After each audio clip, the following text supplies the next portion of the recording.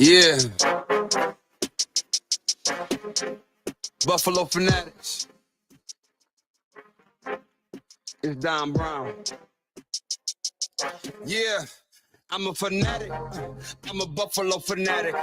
Play good, be humble. Number 17, the captain.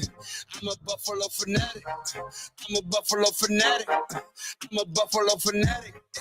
I'm a Buffalo fanatic. Hey, I'm a Buffalo fanatic. Just like Rico, going live, talking to my people. Cause the team's driven like West Hurt. Other teams can't, it's a repo. The opponents gotta call up Triple O. Bills Mafia, we heating up. We too electrical. We got Bean the plug, electric show. We wired up, hit up Rico, heat fired up. We know where we stand on the power rankings. Other teams fans in the comments hating. We block them all. We protecting Josh. Salute to him, he the general now. Rico got legends for interviews. How the Buffalo Bills got the best fan base. Away games, red, white, blue in the crowd. I'm a Buffalo fanatic. Play good, be humble. Number 17, the captain.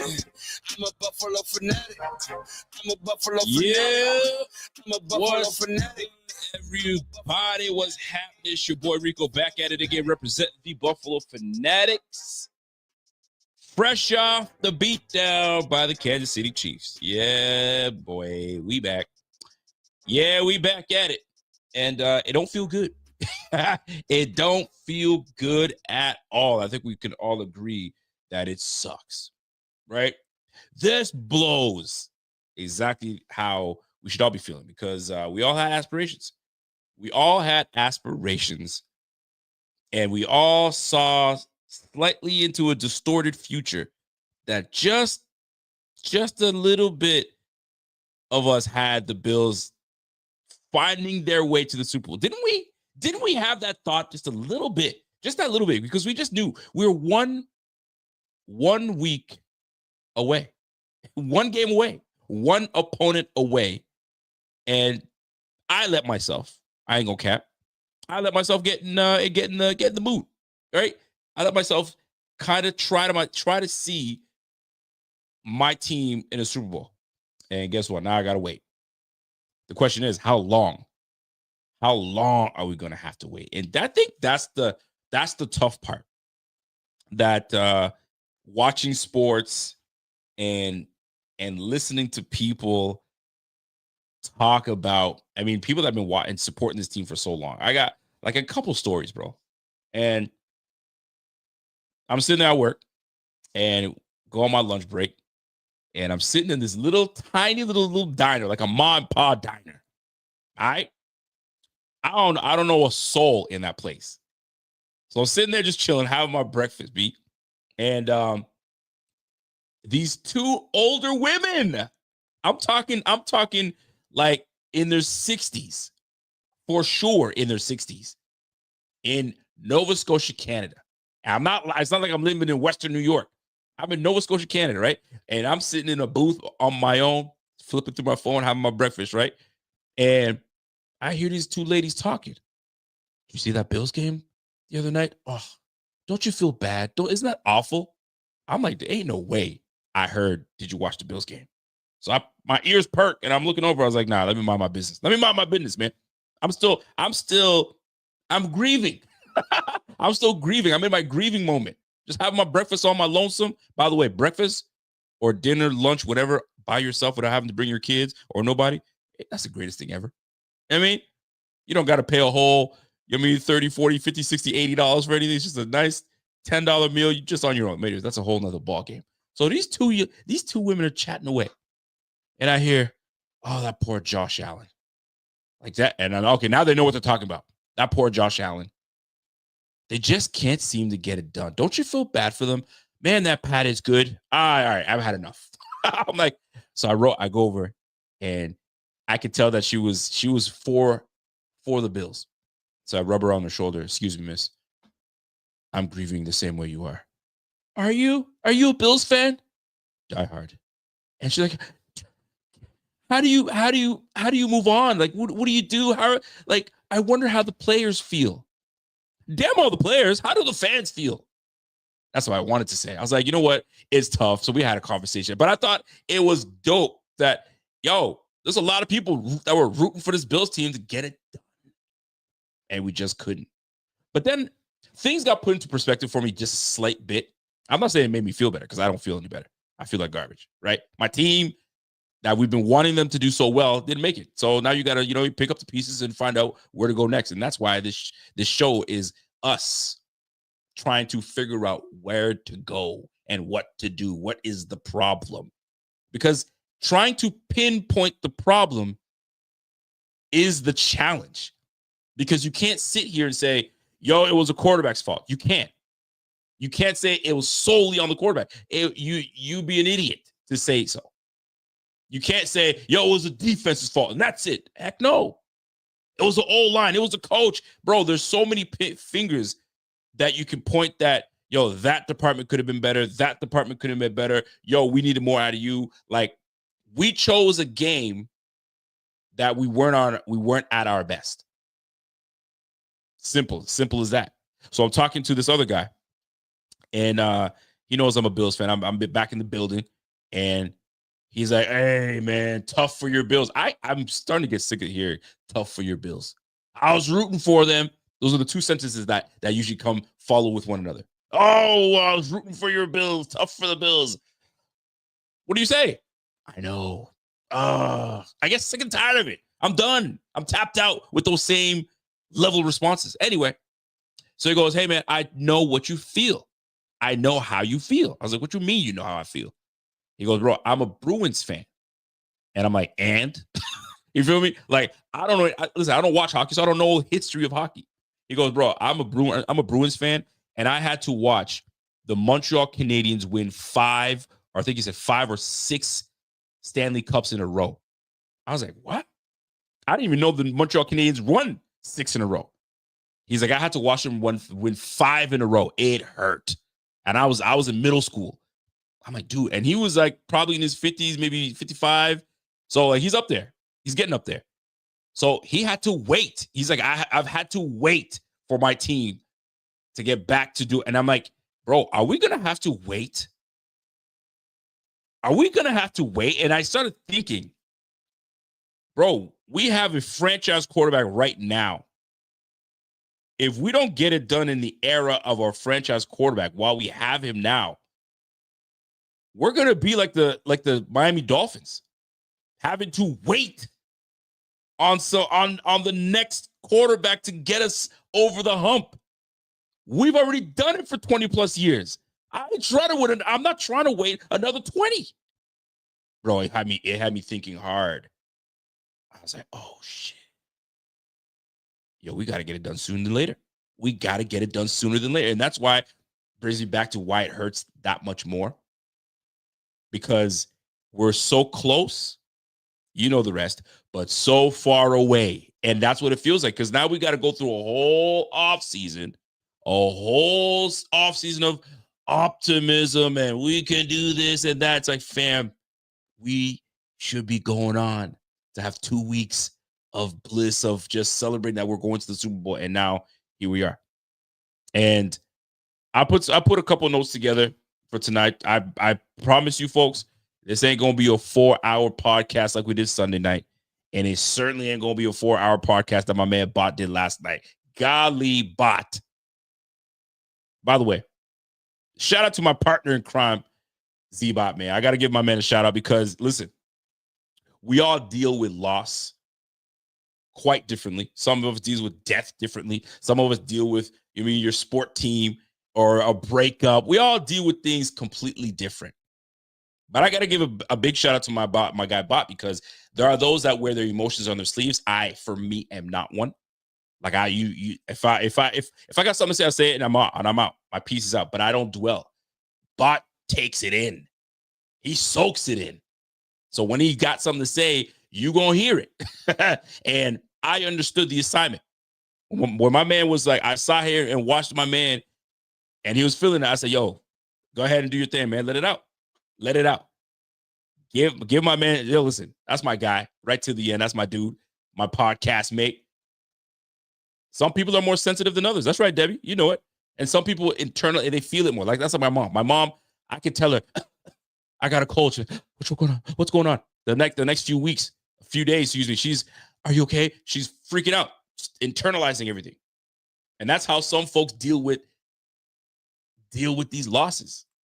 It's tough. It ain't easy. It ain't easy. So big shout out to my guy Bot. I'm sure he's recovering. I'm sure he's coming along. He sent me a big old message, man. Yo, man, I gotta show some love to you, man, because you held it down while I was in my emotions. It's like, bro, that's why we here, man. That's my partner, man. Yo, do what you do. I got it. We'll hold it down together. Anyway, so I say all of this to say we could be waiting for a little bit longer if we don't seize our moment soon. Because you blink an eye, Josh gonna be pushing late 30s, looking like a Russell Wilson. I mean, he be pushing 40. Bro, I want one before that. Now, Debbie said suppressing is super unhealthy. You're right about that.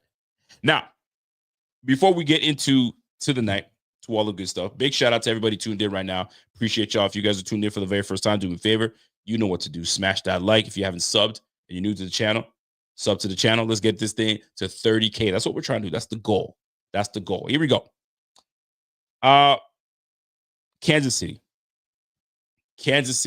You have to understand how difficult it is to win games in the NFL. That's number one. Not only win games, be competitive enough to be a playoff team consistently, because everybody's gunning for you, especially if you're the top of your division. And then you got to win the conference. You got to be at the conference games every year. That's what Kansas City has been doing the last 7 freaking years. You have to give them their flowers. What they're doing is absolutely amazing. That's crazy. Which brings you back to like watching, if you were in the 90s, you're watching these Bills. And if you're like a grown-ass man like myself, watching these Bills go to 4 straight is absolutely unbelievable. I'm sure, and y'all can help me that have a much better memory than I do. Around that time, in that decade, Bills must have been a very much hated team. K-Gun this, Jim Kelly that, Thurman Thomas here, Bruce Smith there. You got to be sick. And I'm gonna come back to that point to make a point first and foremost, because there's gonna be a very good point to make as to why we're not getting to where we need to get. If you guys are smart and you guys have been around me long enough, you would know. But you got to give Kansas City their flowers. If you watch basketball, you knew in the 90s when MJ, Pippen, Phil Jackson, them boys were doing it. And there was a whole lot of nothing you can do about it because it's just a bunch of skill, the want, and just being great. We're all on one team. And you had to watch the 90s Bulls just win back to back to back. And then do it again, back to back to back. 6 chips, and they still talk about it today when you think about in the NBA. So let's bring it back to football. You watching Kansas City, just Andy Reid being great. You're watching Pat Mahomes just making play after play, clutch play after play. When you think you got him, right? 3rd and 11, you get the ball back. We don't do diddly squat with it. We give the ball back to him. He just moves the ball. There comes a time where it's like, yo, damn all the luck. It's just a skillful team that know what's at stake. They understand the assignment, and they understand that we have to be better than the other team, no matter what. Everybody do their 1/11th. And you got to, this Joe has to be better than that Joe. And that's what took place. Like you said it, man. You got Michael Jordan, you got Wayne Gretzky, you got Tom Brady. There's these eras of quarterbacks like Babe Ruth. You got these eras of these athletes, these great players that you just have to sit there and admire what you see in front of you. Those that watched Montana, those are before my time. I didn't know Montana like that. Like people that are watching LeBron James right now. Like you're watching absolute greatness. 10 years from now, when this boy is retired, which we hope he will be retired, you're gonna be like, yo, that was fun to watch LeBron. Ain't nobody gonna be like LeBron. Ain't nobody gonna be like a Michael Jordan. We had one in Kobe Bryant. That's my guy. But you catch what I'm saying. You catch what I'm saying. Like, we're watching a solid team do what they're supposed to do. My man Arrowhead says, yo, amazing, bro. I saw them go to 4 straight. America was Bills fans against the Cowboys back in the day. Rico's on fire. I'm just saying. Like, I don't know what it was feeling like. Bills fans that were, right in the 90s. My man, Jeff King, I know you in this bitch right now. Were we hated? Were the Bills hated, or did they like us because they knew the Dallas Cowboys were pompous and this, that, and the third? So were we always the good guys? This is what my question is. Because going to 4 straight must have had people pissed. And then what makes matters worse is we lost them all. So then there's the sympathy. So I guess we always had a bit of love-hate. Hated us for going to the Super Bowl, but laughed at us for losing all 4. You can't win. As a Bills fan, you just can't win. You think you win, and then you lose. Sad, isn't it? Let me keep rolling. So I'm watching the Kansas City Chiefs, and it makes you as a sports fan go back to seeing, all the greats of other sports, tennis, you know what I mean? You name it. There's guys that that's their time. It is your time. Ain't nothing you can do about it either. It's your time. My man Jeff King says, yo, we were hated after the second Super Bowl. See, there was a point where I'm sure they hated our guts. But what evened it out was them losing it. So it was like, I hate the Bills, but you lost it. So you know what? You squandered it. Painful. I'm sure it was painful then, painful now, because we're reminded. And now we're reminded even more because we went 0-4 in the Super Bowl, and now we're 0-4 against the damn Chiefs because it's their time. So it brings me to this. It probably just isn't our time yet. But what we hope for is that the time for us comes in the near future. Here's the challenge. Joe Burrow and the Bengals are going to get better. Lamar Jackson and the Ravens are going to get better. You know what I mean? Jane Daniels and Washington Commanders are going to get better.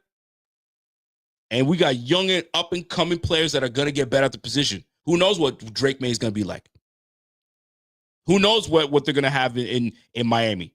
I don't know if it's going to be Tua or somebody else comes in. But that's why you need to get it done now, here, in the moment. Because next year, there's a new crop of, just dudes coming out here to whoop tail.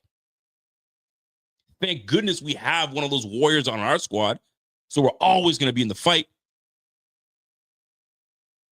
But I'm telling you, people, they're watching the Bills. They're watching Lamar. They're watching the Chargers. They're watching KC. Who knows where Shedeur Sanders goes? Who knows where Cam Ward's go?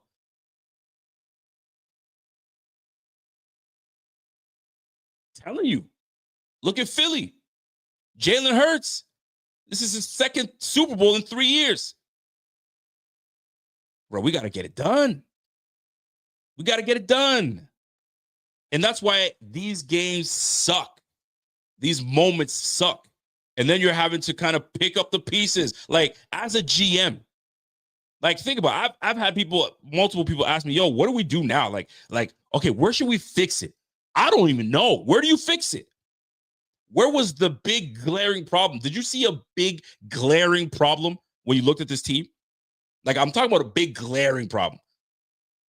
We knew the big glaring problem last year, or at the tail end. We knew Diggs was going to be gone, and we knew Davis wasn't going to be brought back. At least I knew that for sure. So I knew the glaring problem was the O-line. So where's the glaring issue now? It's not really linebacker, because you have Terrell Bernard and you have an up-and-coming Dorian Williams. And how often were we asking for Dorian Williams to be on the field? Don't cap. You were asking for him. Hey, is there any way we can get him on the field? So if a guy's a bum, you're not even asking for him. All right, the cornerback room. Is it dire? No. Christian Benford is a dog. You just need to pair him with something on the sideline. Rasul Douglas, does he come back? We'll talk about that later. Safety room. Glaring? Well, we got hope with Cole Bishop. All right, let's go to the defensive front. We like Greg Rousseau, do we not? I like him. I think we should bring him back. Do we like AJ Epinesa? Von Miller is probably good as gone. Dwayne Carter, he's a rookie. I mean, we'll see. So it's like there's no like glaring hole. It's just that we just need to piece things together. It's like, where do you begin? We'll get into that as well. So let me just cap off what I'm talking about with this Kansas City Chiefs. We just have to appreciate as much as if you love sports, you got to appreciate what you're watching. You're seeing a young quarterback go in before 30 and has a chance to have 4 Super Bowls and 3 straight. He has a chance to get 4 freaking Super Bowls. My guy. You kidding me? Good on the Kansas City Chiefs, man. They got it. But here's the thing. Look at their roster and have a look-see where big-time players are. You know Pat's going to be a Hall of Famer. No question. You got a Hall of Fame Andy Reid. No question. Chris Jones most likely will push to be a Hall of Famer. Like that's 3 dogs right there. Travis Kelce, there's another one. You see, you got me sounding like DJ Khaled. There's another one. You feel me? So I ain't gotta tell you anything, man. You want to be great, you gotta have great on your squad. It's nice to be good players. We got good players, but good players don't get the job done. Good players don't get the job done. Great players do. Or at least get to the dance. Great players get to the dance. You can't be good anymore. We can't. Because your good is not going to beat great. Your good has lost to great 4 times when it counts and when it matters. We have 1 great on our squad. Where are the other greats? Help that brother out. Some of y'all got to develop. You mean? Get on that brother's level. My man said, good is the enemy of great. Oh, I like that. We got to be great. We got to be great. We're just good. We're really good. Really good. You already know when someone says really good, it's good. It's good. That's why I sound like I'm on a Seinfeld, episode. But were you great, though? You're really good. Yeah, but good is good. But great. Don't you want to be great? Of course I want to be great. Well, why aren't we there yet? It's a great question. Why aren't we there yet? Why aren't we there yet? We're going to be asking that question for a while, man, until we start getting great. And right now, we're just good. We're just good. And if you want to be a good team, win the division. That's good. Make the playoffs. That's good. Get to the Super Bowl. That's great. Win the Super Bowl. That's great. Got to do it. So big shout out to the Kansas City Chiefs, man. Big shout out to Pat. He could do it. Somebody asked me, who you going to root for? I could care less who wins it, to be honest with you. I like Jalen Hurts. I like what the Eagles are doing. And I like what Kansas City has been able to do. You've never seen it before. He could win 3 straight. It's amazing. If you're a sports lover, you like sports, it's amazing. But it's tough. Tough as a fan to be like, yo, my team. But we'll see. Now, let's move on. Kansas City, shout out to y'all, man. Shout out to the fans that have been in the chat. Y'all been great. Y'all been really classy dudes, man. The KC fans that have been in this chat, y'all been nothing but class. Appreciate y'all. Real talk. My man Jeff Key says, yo, good gets you in the backseat with the runner-up from prom queen, but not the queen herself. I'm telling you, you want runner-up or you want the queen herself? I want the queen. I don't want the good. No, move. I want that one, not you. I want the queen, the one that's being crowned right now. That's the one I want. I guess we'll go to the back seat, I suppose. Anyway, let me move on and get to what we really want to get to. And that's picking up the pieces. And I want to jump into it because I don't want to forget it. We're talking about good. We're talking about great and good. And you go back to watching the 90s Bills. There's a reason they were able to do great things while in Buffalo. A, they had a great supporting cast. And B, they had great players on the squad. You had Jim Kelly, Andre Reed, Thurman Thomas, Bruce Smith, and a good supporting cast. We got to build this team. We got to build this team with great, not bargain bin. It's cute. I get it. It's cute to go bargain bin shopping. But if you're trying to win, this bargain bin is only going to do so much for you. It's only going to do so much for you because when you have a great mind at quarterback, you got a great mind at running back, you got a great mind at head coach Marv Levy. Oh, man. Right now, if we're keeping it all the way 100, we got one great individual on the squad. It's not enough. It's not enough. It's not going to cut it. You got to match the energy. And right now, I don't know who's matching energy. Let's keep it a buck. I don't know who he is.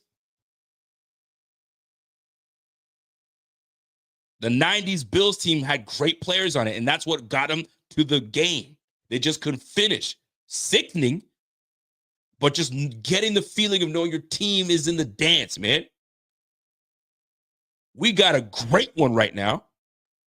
We got to surround him with other greats. We had it with Diggs. That's a great player. So we got to go ahead and find my man something, man. We got to. Now, I look around and I see what those 90s Bills did. I'm looking at my squad. I was like, all right, so where is it? What is it that we need? Like, who can we build off of? I love what James Cook was able to do this year.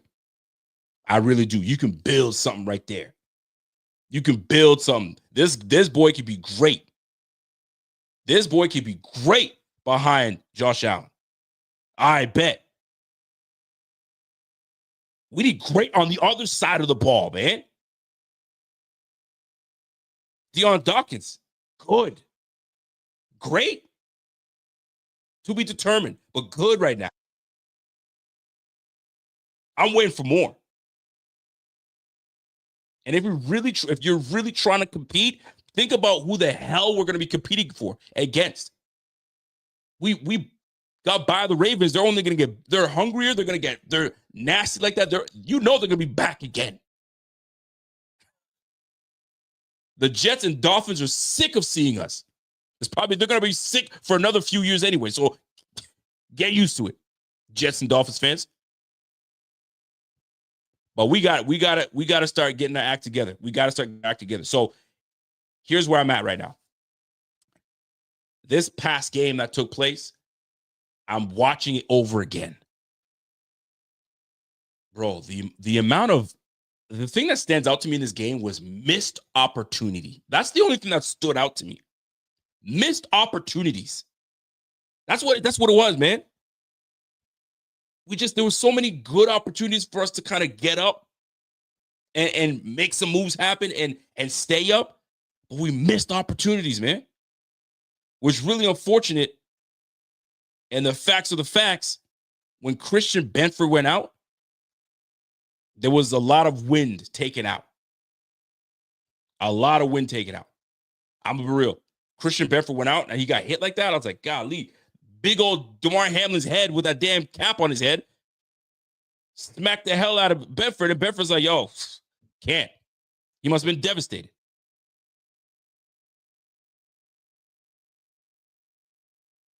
Missed opportunities, man. Joe Brady, missed opportunities. Bro, there comes a time where the screen game, you got to abandon it. You got to find the right time to hit that screen. Bro, the Kansas City Chiefs knew what we were doing. They knew where we were going. It was starting to be disheartening. It's like, golly. So it took extra effort. You know what I mean? An extra little bit for us to do all we had to do. Dude, we had to use all 4 downs many times in this game to even keep it close. You feel what I'm saying? It wasn't we could do it on first and second down. Yo, we were going 4th down. Let's go for it. That's greatness coming from 17. Oh, man. Missed opportunities, man. A lot of them. Missed tackles, missed assignments, missed throws, missed assignment for blocking. Cost us.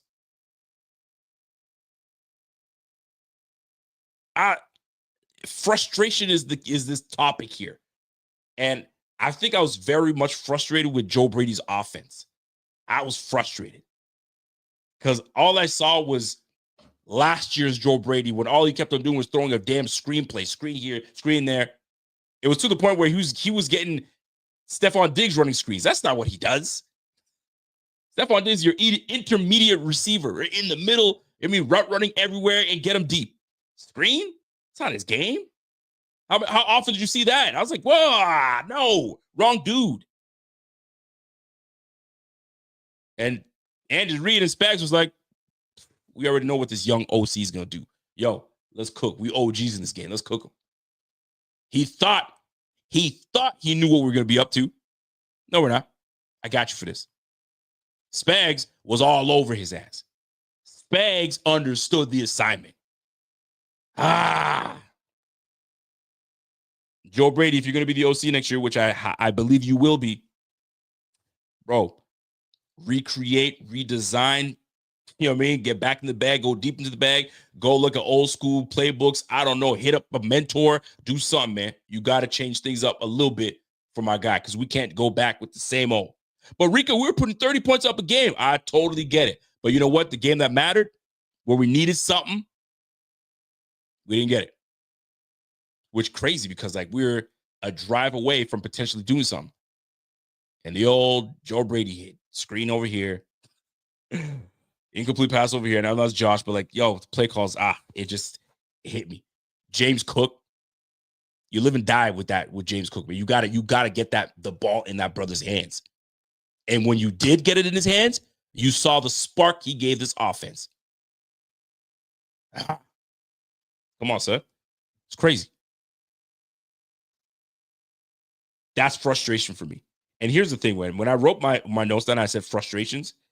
I said that we're close, but so far away. We have the quarterback, in my opinion. Obviously, I think we all know that.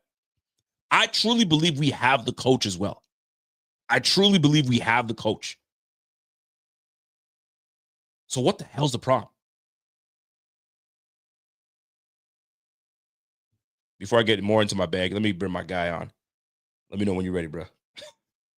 Ladies and gentlemen, my guy Carl Jones. Carl, what's happening, bro? I should be asking you that question, man. How you doing? You over here sound like you going through like the 12 stages of grief right now. Bro, listen, I went through the grief process. I'm back at it again with it.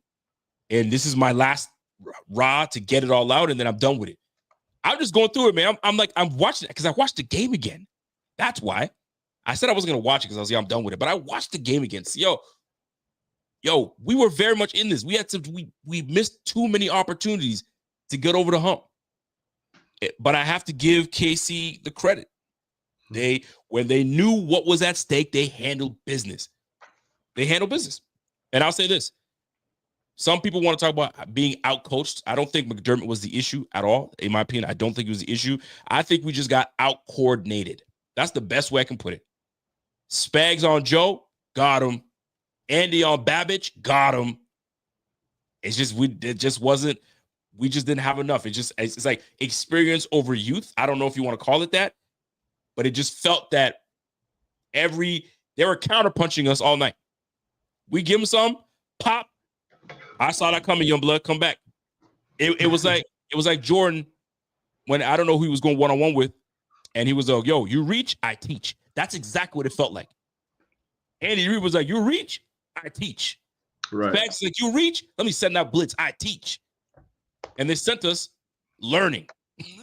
We got sat down and taught a lesson yet again. So, Carl, objectively speaking, because that's not your squad, so you don't feel it like a lot of these Bills fans feel it, but you watch the game, you know the game. What did you take away from this game?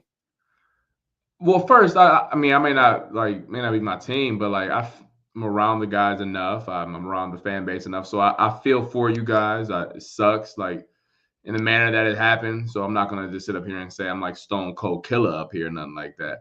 But in terms of the game itself, though, I mean, there's a lot of different ways that you can take it.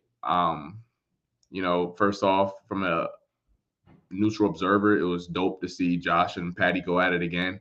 I think that's just the NFL fans. You shouldn't take that for granted because there are a lot of teams and fan bases out there who will give their left arm literally to have one of those guys. And I know that's hard to hear. I know that's hard to hear after another year where they came up short, and you may feel as if they are wasting 17's prime, and there may be some merit to that. But don't take for granted who he is and what he represents for the Bills. And for the game itself, though, I think some of my main takeaways is that from a Chiefs perspective, every single game that they have until God changes it up or someone hires Steve Spagnuolo as their head coach, they're going to have an advantage, however big or small, in three key areas: quarterback, offensive infrastructure / head coach, and defensive coordinator, defensive infrastructure. And so if you're a team going up against them, you're already behind the 8 ball schematically, tactically, and then as well as quarterback.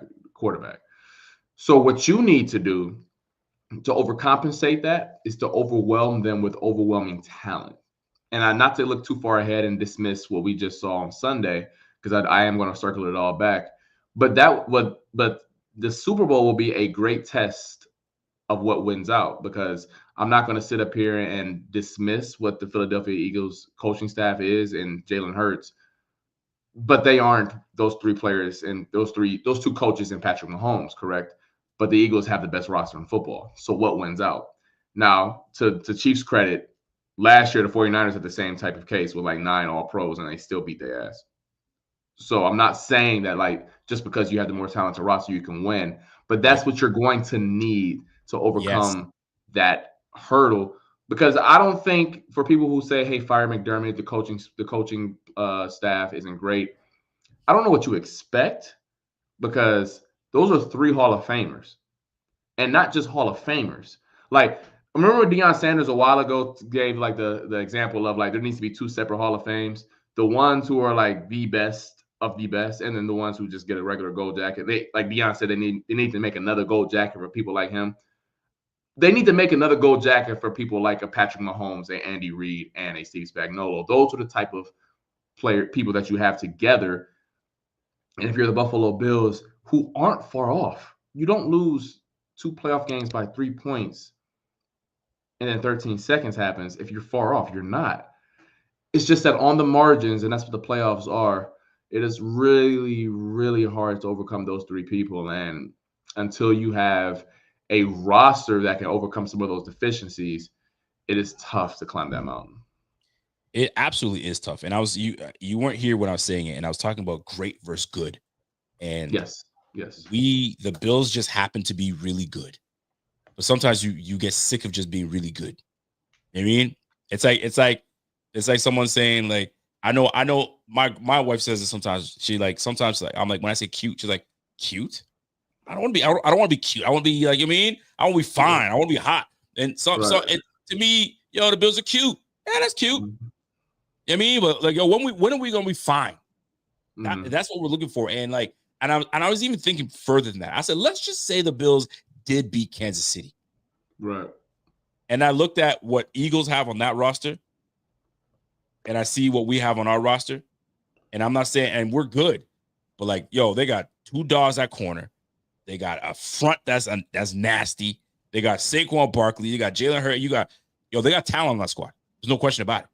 Yeah, it's right? The best roster in football. Yeah, it's the best roster in football. I was like, could we have matched up against that? But I would have been one of those guys. I'm just happy to be here. That would have been me. Real talk. Right. Well, the point is, man, the Bills, they're so close, Yes. yet so far away. That's what it feels like. So then I'm looking at it. If you were to talk about frustration, was there something that in that game that when you're watching, it's like, oh, that's so frustrating to see? I think in the first half, the lack of James Cook touches, I think, was a little frustrating. That's what got them there. The first 2 playoff games in the Broncos and Ravens game. So that was a little like, okay, that was a little surprising. And then I'm watching the game back, and I watched it back today, and I'm going to watch it again tomorrow before I come up with some grand take. Right. But defensively, I was a little alarmed at how much man they played, and I get it. The first drive of the game, the Chiefs RPO'd they ass to death. I mean, who hand in the bread basket, whoop, right behind you. Who hand in the bread basket, popped it out to the perimeter, and it was easy. It just looked easy. And for those to do a little chalkboard for everyone at home right now, when you play zone coverage against RPO looks, which is RPO stands for run pass option, the quarterback can either hand the ball off or throw right behind them. But when you play zone against that, a linebacker has to respect, or the safety, one or the other. So you either come up for the run or you stay back for the pass. And you just are never going to be right, especially if you don't have a defensive line that can create havoc, right? So then one way that McDermott and them kind of clap back is saying, let's play man coverage to stop all that RPO stuff. Okay, for sure. But they didn't have the personnel to play as much man as they did once CB left. And I think that's where I was like, you guys need it. It is tough. I am not saying that it would be easy. I thought they needed another tool in the tool belt to maybe come back against them. All right, let's talk about that man. Oh. I don't want to go here yet, but we're going to talk about man. This guy right here, bro. That guy right there, bro. I just don't get it. I don't get it. Jamarcus Ingram, I'm sure, was active. I didn't see him on the inactive list. I know apparently he's more of a slot guy, but I think I would have even preferred Cam Lewis at that position. I was baffled the fact that they left him in number 1, but they left him in so long. The minute there was a podcast during the offseason, and Josh Allen was on the podcast with Will Compton. I forgot the name of their pod. I don't know. Busting with Will or Busting with Compton. I can't remember what it was, right? Busting with the boys. Yeah, I know where you're going with this too. Busting with the boys, right? And my man was like, yo, man, when I got guys in coverage, linebackers that I know there's a mismatch, milk check. Exactly what he said. Milk check. What's that mean, Josh? You know what it means. No. What's that mean, Josh? Bro, you might as well throw this guy chocolate milk check. Chocolate milk check, bro. They cooked his ass, man. The minute Andy Reid said, who that? Number 5. Yo, run it. I'm telling you, I know you know the play I'm talking about. Yeah, I do. I could not believe my Haitian eyes when I saw this mess. I could not believe it. Let me see if I can try to open it up. It's not going to let me open up the way I want to. God, that pisses me off. But it's all good. I'm going to share my screen anyway. And I bring this up not to cook Kaiir Elam, but more so to understand what took place exactly. He's too small. But let me see if I can try to play it anyway and see what it does. Because he's in coverage. I mean, the box tells you everything you need to know. Let me see if I can get it to work here. If it's going to work for me. And is it not? It's messing with me now? Of course it's going to mess with me. Yeah, it's going to mess with me. It's not going to let me play it, but it's all good. No stress anyway. The point is, this man in coverage was such a liability, it took the wind out of our sail.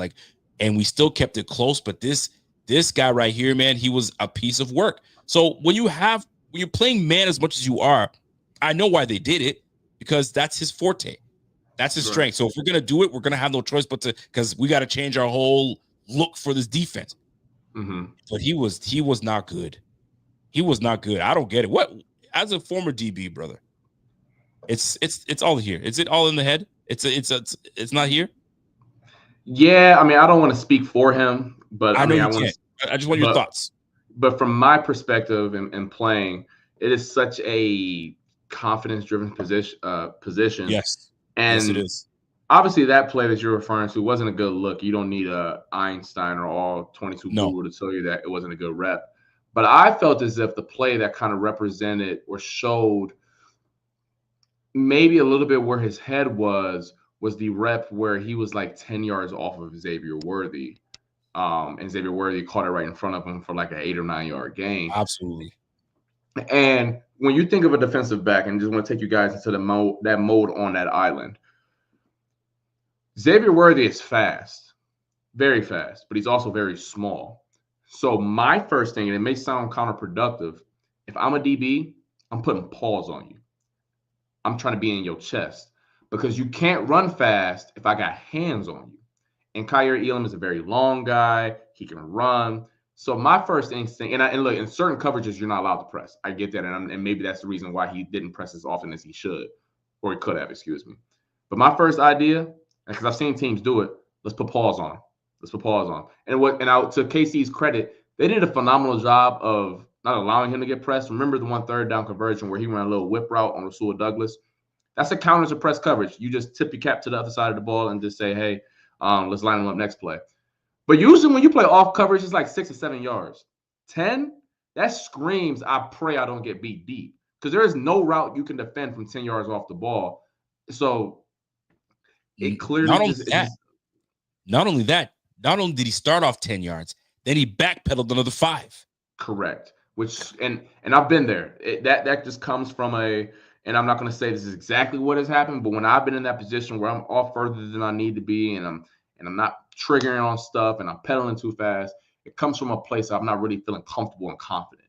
And I don't know if that's what he was going through at the time, but from my vantage point, I'm like, damn, I've been there. And unfortunately, it was in the brightest moment. It wasn't a good moment for him. And you know what? And not further than that, it's more so like, fam, you got a rookie playing at safety, Cole Bishop. You got DeMar Hamlin. You got Rasul Douglas on the other side, a little older in the tooth a little bit. You know what I mean? You're fresh as ever. You haven't touched the field. Bro, this is where you say, I can't let my guys down, bro. I got to do what I do. Coaches trusting me. Now, I'm not putting it on Kyer, clearly. I'm not putting it on him, but it was something that changed the landscape of the game. It really did change the landscape of the game, and here we go. But that RPO did kill us. We spent a lot more time in man than I would have anticipated, especially against a team like this. It was just altogether not a good game. Catch up. They were playing catch up schematically. I think that's the point that you were making there. There was a lot of Brian and I mean you get played. The advantage of being a 4-3 corner is that you can be more aggressive because you have makeup speed. So that's where you're kind of like, why you're playing off 10 yards. But it did feel like they were playing catch up schematically. Like, hey, let's start in zone. Okay, let's play more man because of the RPO. But then the Chiefs had beat us for the man. But then now they started going into more of the quarterback keep and quarterback run stuff, and they were just always behind. And I get it. And Andy Reid is tough, and Patty Andy Reid is tough. And that's what it comes down to. It is. So let's get into this defense, because this has been a topic of conversation. And obviously McDermott is the head coach of this team, and he's a defensive-minded coach. How much influence he had in this game plan, I'm sure he had some influence, but he's not calling the defense. I don't know. We all don't know if he ever took over play calling duties. I doubt he did. However, we've known Bobby Babbage to be the play caller all year, and it felt like he was always a step behind. Step behind in what Andy Reid was doing, if not two. I saw a tweet. Somebody was like, yo, I think it was Greg Rousseau. Greg Rousseau was like, they did something that we did not anticipate because we didn't see it on film. Bro, this is where an experienced coordinator / coach comes in handy, because they can go back in the day where they learn something. Oh, listen, they haven't done this in a long time. They won't know anything about it. We're going to run this. And they were doing things that threw off the defense, and we weren't prepared for it. We got out coordinated. And it's one of those things where it's like, bro, at this point, it is what it is. You just got to chalk it up to, we just aren't good enough. We're just not good enough to compete with a team like that. Yeah, but we beat him in the regular season by 11 or whatever the hell the score was. It's great. Now do it again. Right. Oh, that's right. Something disappears. I don't know what it is, but something disappears, and then we're off. We're absolutely off. Now, defensively, here's what I noticed, and check me if I'm wrong. Mm-hmm. We clearly fell short. There was no edge presence. I was very shocked by edge presence. Extremely shocked. I anticipated way more a presence on the edge. There was no pressure. There was no efficiency. There was no presence. This defense, yet again, let us down. And I put a question mark. Did this defense let the offense down again? In your eyes, what you noticed, what you've seen in the past, in the specifically, and to what you've seen, what you saw a couple days ago. Yeah, it's funny you mentioned that because I spent like 3 hours today just combing through a bunch of data and being like, okay, clearly the Bills have a Chiefs problem, especially on defense. But how much of that can be when you look across the other teams that they played?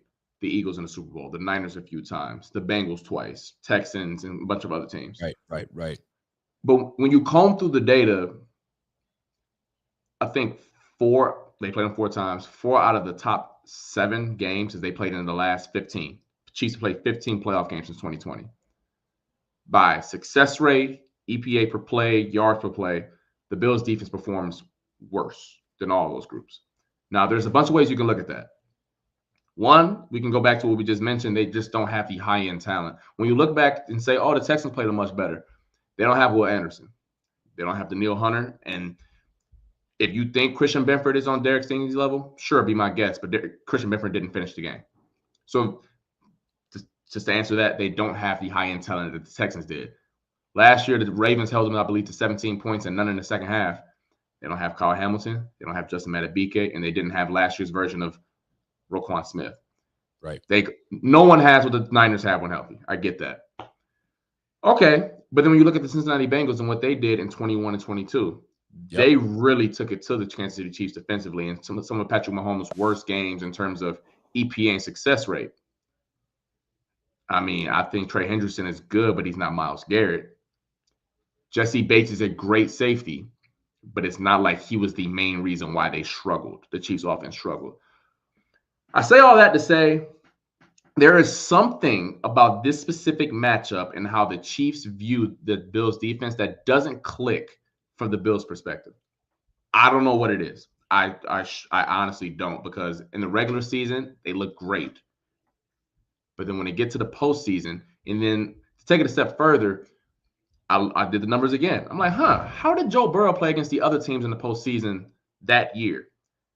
The Bills played the Bengals the worst out of any of those Bengals teams that they played that year. The Chiefs after them, and I forget who they played the week prior. So the Bills do have a postseason defense problem that is getting solved by these elite quarterbacks. And I hate that, and people are going to say, well, these are elite quarterbacks. Of course they're going to do that. One, these quarterbacks not going nowhere. Burrow not retiring, Lamar not retiring, Patty not retiring, CJ on his way. You get my point. Yeah.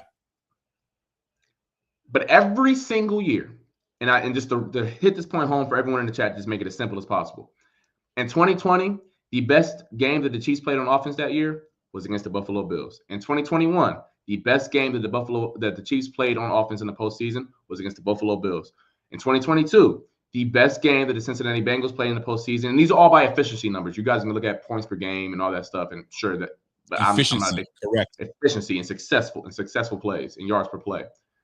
The best game that the Bengals played in a blizzard, by the way, against the Buffalo Bills. You picking up when I'm putting down 23. What do you think the Chiefs had the best game? And then this year, not including the Super Bowl. It's a nasty listen, and I don't think it's one thing. I don't. I think Sean McDermott is a phenomenal coach. He's a great coach, and anyone who thinks he deserves to be fired, look around the league. And I think they have good players. But there's a pattern here that doesn't allow this defense to elevate in the biggest moments. And I don't know what it is. And which I know what it is. I think we both know what it is. No, don't say you don't know what it is. You know what it is. We were just talking about it not too long ago. There comes a time where you're just good. And when it comes down to playoffs, you can't be good in the playoffs. Everything has to be elevated. They always talked about Josh Allen, all the interceptions Josh Allen threw in the regular season. When he got into the playoffs, bro, there's regular season Josh, and then you hear people say, but then there's playoff Josh. Step it up. Right. Everyone else should be stepping their level up. He's the only one that's got that gene in his body that's like, yo, I know what time it is. Mm-hmm. Let's roll. And even when he was at his greatest this past Sunday, he was by far the best on his own team and toe-to-toe with my man. But he had everybody else step up and help his ass, man. Golly, that shit irks the hell out of me, man. We're not good enough. It's just what it comes down to. But I refuse to listen to people tell me, bro, you got to get rid of the coach, man. Get rid of the coach. That's your problem. Because my brother will tell you, yo, the coach is the problem. He is the problem. Get rid of that man. And you have some folks that they have a very right to say it. I don't know how much you know basketball, and years prior. You know, I'm sure you know who Mark Jackson is. Mark Jackson was the head coach. I mean, of the Golden State Warriors. Yeah, Steve Kerr came in. Good squad. He had a solid squad. Yeah. They just couldn't get it done. And then owner was like, yo, you got to go. Here comes Steve Kerr. Bang, bang, bang. So is it just a philosophy change that needs to happen? And listen, I'm not trying to sit up here and absolve him of blame. I think my pattern kind of lays out that there is something there, and how, whether it's philosophy, schematic, because none of those games I've ever felt they've had the upper end schematically. Talent-wise, I'm trying to think, like, no, at none of those points, because even if you wanted to say the Chiefs' offense wasn't good in 23, the Bills had a bunch of injuries on that side of the ball. But this year, I think the Bills' defense and Chiefs' offense is probably a tie. But the one caveat is that one side has Andy and Patrick, the other side has Sean, but who is his right? You know what I'm trying to. I know exactly what you're saying. You got to tell me twice. It's a tough position to be in, and I'm not trying to absolve him of blame, because Lou Anarumo took it to the Chiefs in 2 straight. Absolutely, he did. I mean, and using the Ravens last year is not great because the Bills don't have the Ravens roster, but they held them to 17. So, like, when people say, "Oh, it's Patrick Mahomes, he's going to go off," you guys have seen with your own 2 eyes other teams slow him down, stop him. No, the only team that's ever been able to do that is the Buccaneers, and I think Patrick Mahomes had 1.5 healthy linemen that game. So who really counts that one? But I've never even felt they've slowed them down, and I think that's the difference here. And I think, like I mentioned, to pop this all off, it's not a Sean problem, but they're going to need some talent to offset some of the coaching. They do difference, and I think it starts. Listen, man, Anarumo is those 2 coordinators. I don't know what it is about those 2 guys, Spags and Anarumo, bro. Those guys give Josh fits. And here's the thing: there was some chatter about, yo, fire McDermott and hire Spags. Yo, Spags can't stop Josh Allen either. Hell no. No, the difference with Spags is, because he ain't slowing down Josh either. He just figures out in the key moments to put his players in the best place. It isn't like Spags is, because once again, coaches don't go out there and play. Like, first off, the Chiefs defense isn't great talent-wise this year either. They can't get after the quarterback this year. Now, yesterday, Lord have mercy, I don't know what happened. But y'all saw what happened for 12 weeks this year. They came to Buffalo, and Josh put up 30 on them. Now, I know they were missing a Minihue, and they were missing Jalen Watson, but those 2 players don't turn you from a objectively bad defense to elite. The difference is that in those key moments, they have a championship defensive coordinator that can make championship decisions. And that's the difference in those margin games. Not the games where, like, oh man, like if he, like, put it like this. If y'all don't think Spags is good, give him what the Ravens had last year and watch what happened to the NFL. That's all I'm gonna say. I hear you, man. And defensively, not as the head coach. Yeah. I hear you. I hear what you're saying. So at the end of the day, like, I love what I'm seeing, and I can shit and poo-poo on this team. The fact of the matter is we're good. We're not great.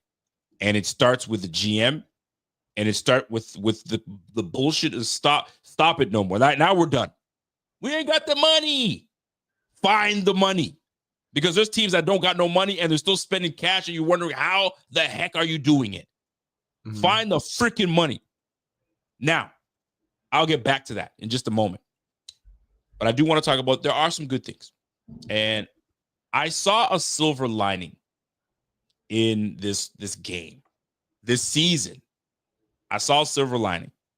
And it has everything to do with this guy right here. Everything to do with this guy. And everyone's going to be like, well, of course, it's Josh Allen. What you mean? But here's the big silver lining, right? The big issue and the big knock on Josh Allen has been, bro, you can't trust this guy, man.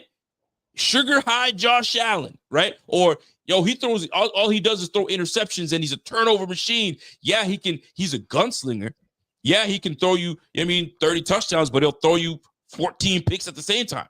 So that we got that chatter.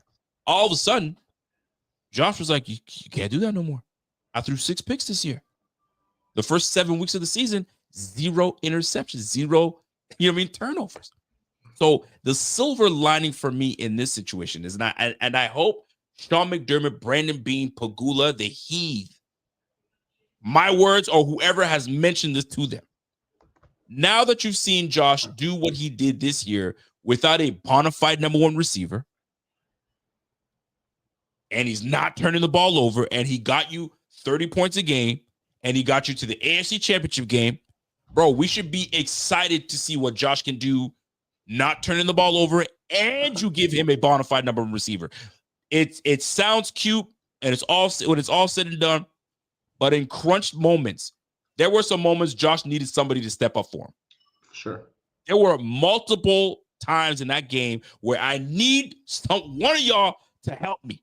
Help me. I feel like I'm you know who I'm talking about. Help me. Ninja. Kevin Hart, man. I got to channel my own Kevin. Yo, my man was Kevin Hart out there. Yo, help me. One of you guys help me. Hey, Amari. I have all the respect in the world for that guy. If you respect his ass, find him. Throw the ball to him. I refuse to believe that Amari Cooper is washed. Is he washed? I refuse to believe it. So something wasn't there. All right. So clearly it didn't work. It didn't work. You tried it. You whiffed. You missed. You got to go out and get himself a number 1 receiver. I don't care what anybody tells me. Every quarterback needs that number 1 guy. They need it.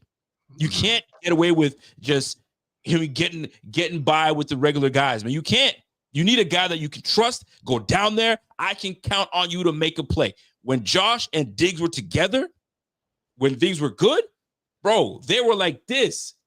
I can throw it blindly. You're going to be where I need you to be. We didn't have that. We did not have that, man. And it sucks because this guy's too good for you not to do. You got to hook this guy up. You got to. Mm-hmm. And I'm not saying the roster's not good enough, but Shakir, I like Shakir. Mm-hmm. I like Shakir, but he's not a number 1 receiver. He's a great complementary player. The jury is still out on the banged up / second year player and Andy and Dawson. You got me saying you got me messing everybody's name up, man. Dalton Kincaid. Yeah. So there's a whole lot of things that need to take place. You got to help that quarterback out, man. It was cute. It was cool. Everybody eats. Yeah, we get it. But when push comes to shove, I need something. I need someone. And they failed him. They failed him. Yeah. But yeah. I just a quick point off of that. On one hand, you're 100% right. Like, you need dudes. On the other hand, though, I think the everybody eats mantra was kind of just something they had to say to themselves because that's what they had. No doubt. And I think when you're a quarterback, an OC, you have to use something to galvanize your team and get people moving. Because let's not get it twisted. You don't need Justin Jefferson or Jamar Chase, but you need at least one threat out there to maybe be the player to shape how a defense calls games and shapes coverages and things of that nature. So I think once you get to June, you're kind of like, all right, damn, like this is what we got, and this is how we're gonna utilize it. But you're 100% right though, in terms of a front office perspective, they have to go out and get that guy. You have to, man. Like you're doing Josh a disservice. You saw what happens when you get Josh a number 1 receiver. Great things. The relationship went sour. So find someone that's a dog like Diggs, but has the humility of Cooper. Or use Cooper when he's right there. Because you can't tell me he became a bum all of a sudden. Before y'all got him, he was doing his own thing in Cleveland. The year before. Not to poo-poo on your parade. I don't know how many dogs you asking to be like Amari Cooper. Yeah, how many them dudes don't grow on trees. But I feel what you're saying though. Listen, but you know what? You have one in your state. You have one in your locker room right now, and you keep it up. He's gonna be like, "Yo, I love what Buffalo's doing. Thank you guys so much for giving me. I mean, the feeling of being a winner. But y'all clearly don't mess with me here. Clearly, I love Josh. Josh is a good cat. Yo, respect my G. But we didn't have it, and sometimes it's okay. We didn't have it. But thank you for giving me the passion to win again. I'm gonna go elsewhere. That's what it feels like. What would happen? Because you can't. I refuse to believe that Cooper is a bum. Right. I can't. I won't do it unless there's proof to tell me that he's lost a step. He ain't that dude. I just can't. I can't see it. They just never meshed. You got Curtis Samuel was non-existent all year. You splashed a couple times in the playoffs, but for the most part, bro. Brandon Beane needs to help this guy out. You need to get more. You know the deal. But then, if you do, damn you don't. So what do you do with the defense? There's some holes that you're gonna have to fill, bro. This is gonna be a big ass offseason. This is a big ass offseason. Keon Coleman, bruh. Oh my God, Keon Coleman, where were you? Oh my gosh, man. Bro, that whole receiver room, we need to do something about that, man. I gotta say it, man. My man Namdi says, yo, a third pick just to lose Cooper, horrible. Listen, I'd love for him to come back, but what's he gonna come back to? For him, I still got a lot of juice left. I'm not about to sit here and waste my time. I love winning, but I want to be a contributor. Right. I mean, like who wants to win and not contribute? I want to be part of this. You know what I mean? Like, come on now. In terms of adding a playmaker, probably a boundary wide receiver, when you're in a position like the Bills, it isn't easy because I think I told you this last offseason. Number one receivers don't hit free agency. Nope. They don't. And which is funny, T. Higgins this year, and I don't even think, I was about to say T. Higgins. I don't think he will. I honestly think the Bengals will re-sign him. But if he does, he will be the best receiver to hit free agency in like 11 years. They don't hit free agency. So your best avenue is either draft or trade. And this is where Brandon Beane is going to have to put on a GM cap, and the rest of the front office are going to have to be creative in how that works. Because you look at last year and you're like, okay, you had an opportunity in a very receiver-rich draft where like 9 receivers. Shit, man. I hear you, Jeff. I hear you, Jeff. Jeff King got Carl off guard. Whoa, shit. All right. I hear you, Jeff. I hear you, my man. Let it all out, my brother. Let it all out. But I mean, last year there was 9 receivers, I believe, that went in the top 35. Courtland Sutton is a free agent for sure. But will Denver just let him walk? That when they have a young quarterback, and you might have to overpay. So that's the thin line that you have to go. Now, trade is always an option. That's how they got Stephon Diggs in the first place. I did take some looking at like receivers who have 1 year left on their deal. That's kind of how that works in receivers that what team would trade. DK Metcalf will be 28. Okay, that's somebody that you say, okay, they have their guy in Jackson Smith and Jigba. Maybe they want to pivot a different direction. But then after that, it gets to kind of weird. Debo Samuel, no. Terry McLaurin, yeah, good luck. Them, yeah. Okay, whatever. No, he going back. There's no way. Yeah, they're not letting Jaden's not letting that happen. No. Mike Evans, are you trading for a 33-year-old receiver? I don't think so. Courtland Sutton is not a free agent until 2026, so he'll be a trade candidate. And then you got Jacoby Myers, and then obviously now the Jamar Chase. Like I'm going down the line. It'll be a Drake London, a Chris Olave, a Garrett Wilson. Like those are those guys are sticking with their squads, you know what I mean? Or they're getting their trade candidates. So it comes a time where we got it. We get creative.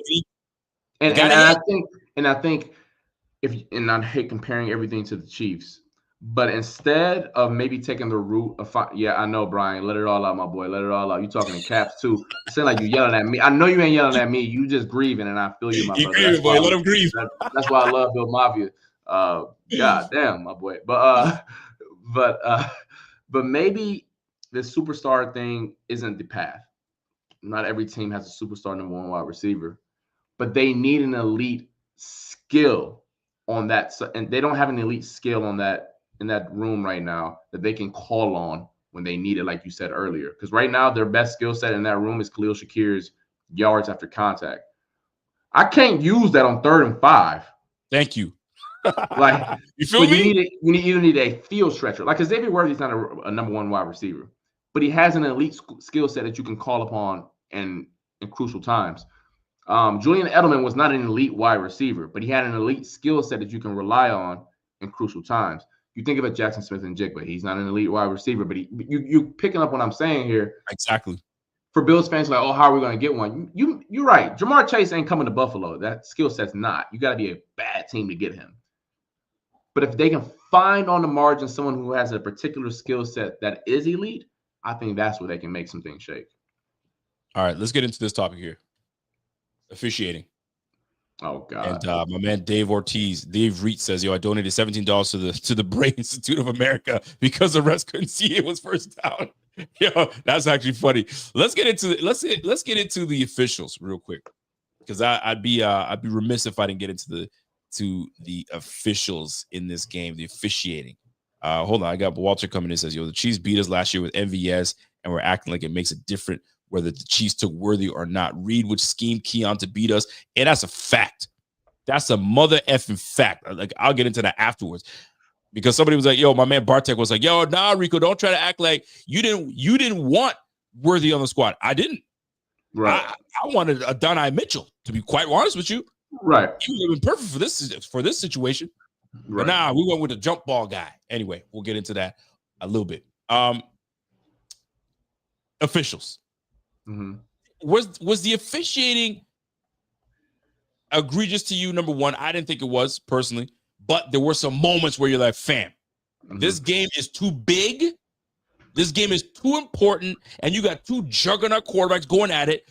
Do yourself and do everybody the service of really making sure that the call you're making is the right call. And there were some moments where they just let things slide and like, nah, we got it, we good. Would you say the officiating was an issue in this game? And did it cause the Bills a game, or did it cause issues in this game for the Bills? That's a lot. That's a loaded question. I want to preface this by saying, my bad, man. I just want to see were the officials an issue? Yes and no. Like, I want to preface it by saying, like, I'm not a person who ever blames officials. You're not going to ever see me on my X feed going up in arms about it. Like, I'm a big believer in control what you can control. You can't control guys in a zebra suit. Having said that, were there calls that I didn't agree with? The 4th down play, I think I thought they should have gave him the first down live. Now, once you spot him short, there you can't overturn that. That's the bigger issue here, is that they should have spotted him the first down the first time. Because once you go to replay, it's just with the way that it's 2025 and we can't use a chip, whatever. You get what I'm saying? So I didn't like that. The Xavier Worthy play, the catch that he had, which I don't think really impacted the game because they had the first down regardless. But that play, though, you're like, man, it hit the ground and it moved a little bit. But once again, now it did move. I didn't see it move. I just knew that it hit the ground. I just don't know if you're the officials, how did you have the conviction to call that a catch in the first place? Because once again, that was so close.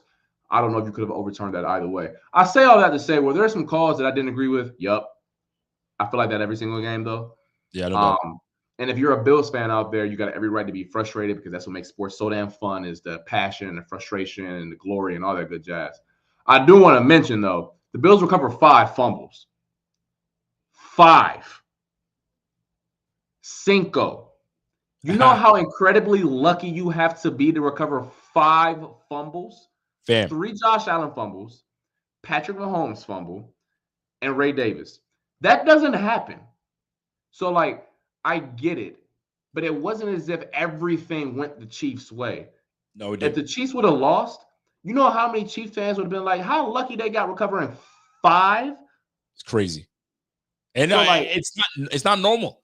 And we no, won like, the turnover battle. correct. They won the turnover battle. They went 4 for 6 on 4th down. So it wasn't like, if you're a Bills fan, and listen, I'm for y'all. Like, I rock with y'all boys. Y'all gave me a platform, and it's all nothing but love. But boy, because turnovers, because fumbles, and as someone who lived the thing, fumbles aren't luck. We're covering them. Excuse me. I mean, no, they aren't skill. We're covering them. Are we comparing? Yeah, because y'all thinking, because the reason get him. Excuse my man and Get my him. man. Don't let Not to be Bartek off. Get disrespectful. him. I think his name was Bartek or something. Yeah, you know. But the reason why I'm saying that is that there are a lot of Bills fans that felt as if nothing went their way. The luck went your way, because it doesn't take skill to recover fumbles. Those are luck. Interceptions is a much different deal. Interceptions much different. Josh going over the top and him coming down and fumbling it and finding a way to keep that thing in his. That's incredibly luck. How about the one where he drops the snap and the left guard is like that short of literally kicking it?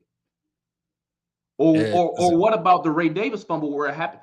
And then for those who like, oh, that's not luck or whatever. Did y'all watch the Commanders game? How unlucky they were with their fumbles, and the ball happened to bounce in the Eagles' hands. That's just what it is. Somebody said it. It's incredibly crazy how I think it was Dan Orlovsky, how oval that ball is. Yes. It can bounce anywhere, and it bounced right back into the hands of the Bills. So, and here's my biggest thing. I'm not a big on the refs and the refs this and the refs that. Refs aren't good. The refs aren't good. They're not. And I'm not about to sit up here and defend them. Yes. Yeah. Yeah. You can blame the refs for a lot of things. I mean, listen, Ed Oliver took down a player out of bounds last week. They didn't call it. You know what I mean? Correct. So there's a lot of things that we could talk about, right? Yeah. I don't know. Bartek's, he's speaking Polish to you. He cussing your ass out. Number love, big dog. Number love. Peace and positivity, baby. My man Silas says, you're playing the Chiefs. You have to prepare to do the opposite of your tendencies. You have to. You gotta be uncomfortable. You gotta be comfortable in being uncomfortable. Meaning you gotta do some shit you've never done before if you're gonna beat this team. Honestly, I think there's some merit to that though, because in the regular season, the Bills have their number. Like the Bills clearly have their number in the regular season. But it's crazy to say this in football, because I think football is the one sport that we used to universally think the regular season has a direct transition and correlation to the postseason. But the Chiefs the past 2 seasons have said, yeah, not really. So when they play next year, do you like, someone made the joke on Twitter, and I'm not going to take credit for it, but like, is next year's Chiefs Bills game just going to be a bunch of like under center runs, and just like each team is going to run power and duel the whole game and not show shit? Like, yeah, it kind of feels like one team is just going to play cover 2 the whole game, no blitzing, no nothing, and just say like, hey, this doesn't matter because we're going to do something different. We'll see you again. Facts. So Facts, I'm with you. I'm with you. And I say I'm with you because I'm not a big fan of the whole referee, this, that, and the third. Here's what I will say. If I got 1 yard to get, I'm getting that 1 yard. You can't tell me. Y'all blocked me from getting my 1 yarder. You know what I'm saying? On the goal line. I was like, what took place there? Y'all block. There was multiple times, bro. 5 opportunities to get first downs. Y'all got stopped on 3 of them to get 1 yard. Man, I don't want to hear it, man. Like, we did not execute how we needed to execute. And the blame goes everywhere. And this is my problem at the end of the day. Josh played well, but not well enough. Right? The O-line played decent, not up to par how they've been playing all year, in my opinion. Yes. The DBs, we got cooked. Yeah. Pat Mahomes was hitting almost 10 yards a pop. It didn't matter. It didn't matter what y'all decided to do. You all could have played cover 0 to cover 6 to whatever the heck y'all wanted, man. They were doing what they wanted to you because they had you defeated. Number 5 was liability, and now you're compensating for number 5. And the whole thing just changed. But yet, we had greatness on the offensive side of the ball. Josh Allen kept you in the game. Gutsy, clutch, 4th down. You hit Curtis Samuel. Bro, the amount of times we were on 4th down, converting 4 for 6, it's unbelievable. But you got to help Josh out. You got to have another dog. And this is my biggest thing. If we're going to upgrade anywhere on this team, Carl Jones, please tell me you're on the same page as me. where would you upgrade? Where you need a bona fide killer, dog, Pass rabbit. rusher. Pass rusher. Thank you very much. I don't know where Greg Rousseau was, and I like Greg Rousseau. Mm-hmm. I don't know where that brother was.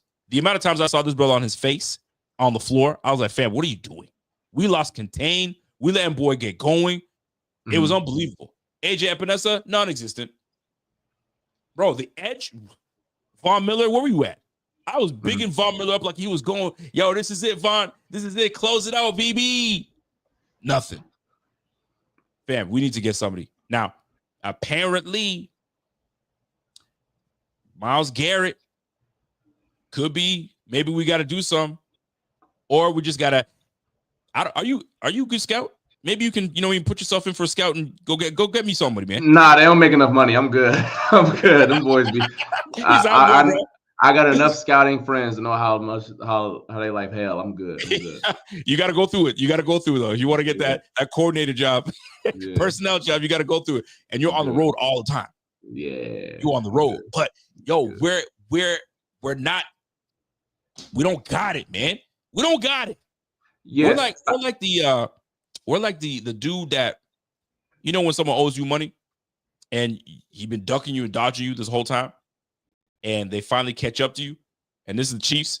And when it's time to pay up, this is the Bills. Yo, it's time to cash in. And you sit here going, you patting every pocket on your. I thought I had it. Oh, hold on.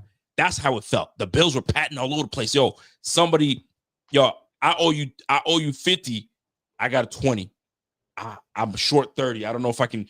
One of y'all want to step up? None. Nobody. Bro, we patting all over the place. The 20 is Josh. What are the rest of y'all, man? No, it's sickening. It's sickening, man. Yo, Josh is sick inside. The only thing that he can hang his hat on is that he's getting married probably this summer or the summer after that. Great season, boys. I'm going to go to my fiance. Because, that's the only thing that's going to make me happy right now, because this guy's sick to his stomach. He's dejected. Right. Yeah. You got Deion Dawkins dapping it up, showing all his whites. Bro, I'm sick. I'm sick, bro. Oh, my gosh, the Chiefs are going, man. But you got to appreciate greatness. And I was saying this earlier. You got to appreciate greatness when greatness is in front of you. They're going for 3. Question for you. Do you think they 3-peat? Man, I haven't thought too much about it, but I will, because I like to gamble. Don't tell my employers, everybody. If I had to bet, I think that they do it. I will bet, so I'm going to do it. I will do it. He says, I will. I got a lot of rules in life. I don't bet against LeBron, didn't bet against Brady, will not bet against Patty either. So I think the Eagles are phenomenal. I think their defense has been the best in football since like week 4. Their offense, when Jalen Hurts looks like the greatest show on turf. There's not really much logic. Yeah, I know MP7. That's crazy. That's what I was alluding to earlier, though, right? When I said, yeah, they good, but that's kind of crazy how good. But if I had to lean one way, I would go Chiefs. I do want to mention a point, though, when you talk about the overarching roster, right, and stars and high-end talent. I think that this front office, Brandon Beane, and everyone who has a say in assembling the team has done a phenomenal job of 1 through 53.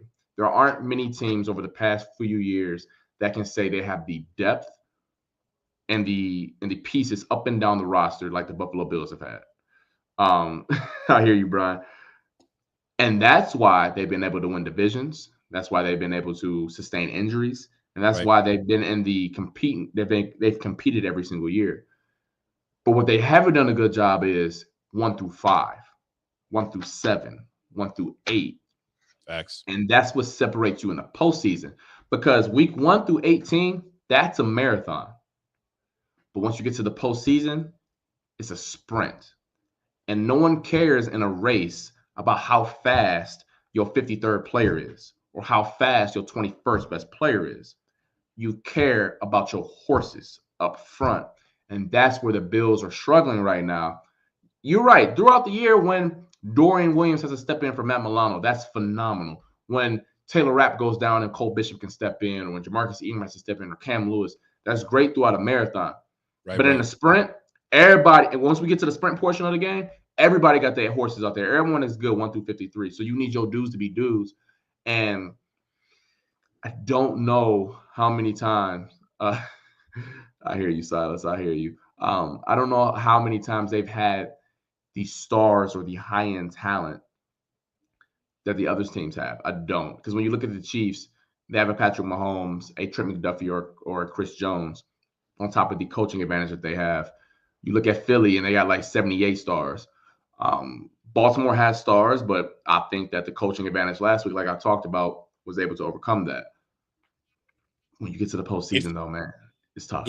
If I ask you to give me the 3 players on the Bills that you're like, I go to war with these 3, I might be limiting you. I'll say 4. I'll give you 4. I'm gonna go to war with these 4 right here, because I'd say every team has at least that. There's 4 guys on that squad that, and some are blessed enough to have way more than 4. Right. Who's the 4? Josh Allen be one of them. We know that. Who the other 3? Josh Allen will be one. And this goes to the chat too. Your 4 dogs that you pick on this squad to be like, yo, I'm going to war with these cats. I'm gonna cheat here and pick both of the tackles. I think that like that's high-end talent. I want to say Christian Benford, but his availability in the postseason has just been some weird coincidence. It's just been like he just hasn't been available in the postseason. Although I do think he is their 4th best player. So if I had to go another direction, it would be probably James Cook. But that's the issue, though. I named 2 offensive linemen, a running back, and a corner who hasn't been available. When you look at the Chiefs, it's the greatest defensive player in the game, a top 3 corner, and then prior years it was the best tight end. So it's levels to even the dogs. Like, you know what I'm trying to say? And this isn't to be disrespectful here, but when you say they got your 4 players you want to go into a back alley with, I think the Bills got 4. But when you look across the other teams 4, you like, damn, shit. Okay, there's versatility there. Yeah, hold on. Like, our dogs we got some German Shepherds, but they might have some damn lions over there. What the fuck? So like, I'll tell you. So that's because when you play that same, because that 4, Josh, best tackle duo in the game, CB, borderline all-pro cornerback, or James Cook, top 10-ish running back. When you go to Philly, best running back in the game. Yeah. Top 3 receiver, a top 3 defensive tackle. Yeah. Lane Johnson, turn my life. Like, so that's just a tough spot to be in. Man, and this is where I'm gonna have to put the pressure on Brandon Beane. For sure. There's a lot of pressure on Brandon Beane. Let me actually, you know what? Put Terry Pagula hat on for me real quick. Oh shit. Okay. All right. Because I've been wanting to do that. I can play Terry Pagula, but I'm not gonna do it because I know what real quick, before I become serious, if I'm Terry Pagula, we're bringing an NBA team to Buffalo. But continue. Hey, listen, man. I just want to cover a basketball team. But listen, how about, first of all, before you bring an NBA team and shame the NBA sport, you know what I mean? How about you fix the damn hockey team you got over there? Yeah, no disrespect to them. No disrespect to them. I want basketball. No disrespect. You know what I mean? I think the Bandits are all right. I don't know. So you want to bring a basketball team to the city of you good for you, man. I said before you did say before you get serious. Yeah, I wasn't serious. Now, help me out here.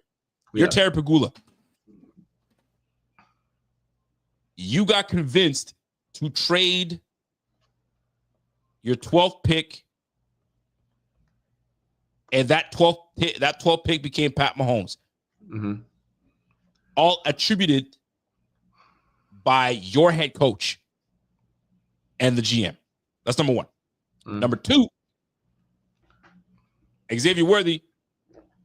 People say, hey, maybe we could have picked Xavier Worthy. I wasn't one of them, but it is what it is. But the point is this. You've lost to the quarterback that you wanted years ago. Right. And now he's the one that's causing you fits, causing people to leave, causing people to have heartbreak. What do you do with your GM and your head coach? Like, what do you say? We'll get him next year? Do you have a pep talk? Or you say, hey, I still trust the process. Do what you do. I love Josh, because you still love Josh. Right. But that guy that I wanted is kicking our ass every time.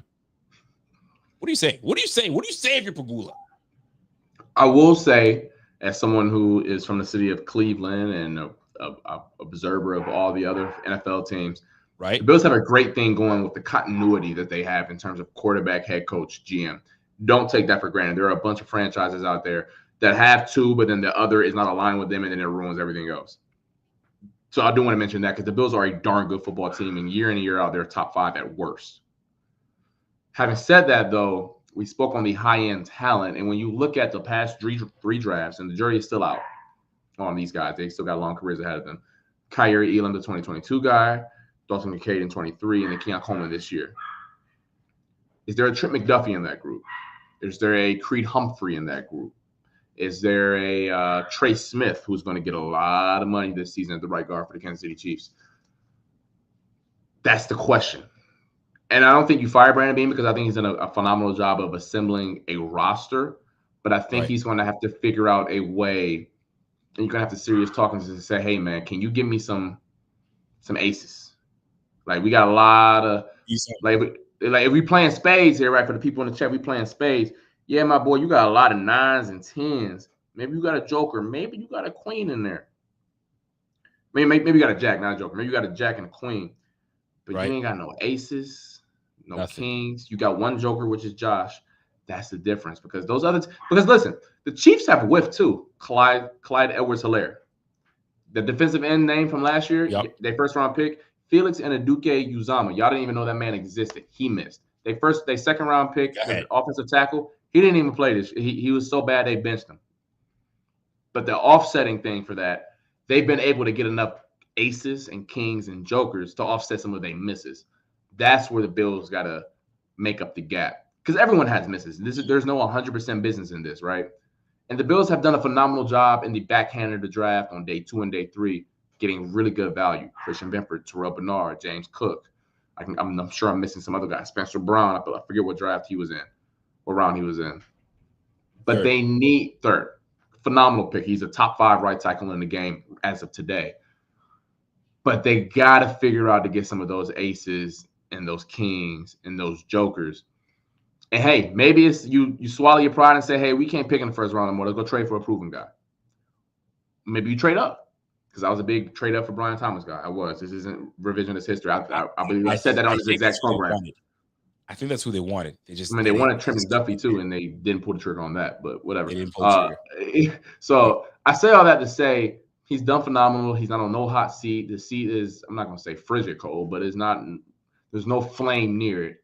There's no flame. Last year I would have said there would have been a flame if he didn't get the job done. I was ready to do that, but I've changed my tune. And I think this offseason is huge for both of them. I agree. And not to say that you will fire McDermott if they don't win next year either, but I think the temperature changes, if that makes sense. You change the thermostat a little bit? Yeah. Once again, it ain't hot, it ain't even warm, but when you turn the stove on, you got to hear a couple clicks. Yeah. Are you right? Is it hoodie? Does he have to take the hoodie off? No. You can still cook with a shirt off. You can still cook with a shirt off. But motherfucker gonna click a couple of times. Yeah, no doubt. I hear that. Now, listen, ladies and gentlemen, by the way, I'm joined by my man, Mr. Carl Jones himself. We're kind of shooting the shit a little bit, breaking down and inventing as well.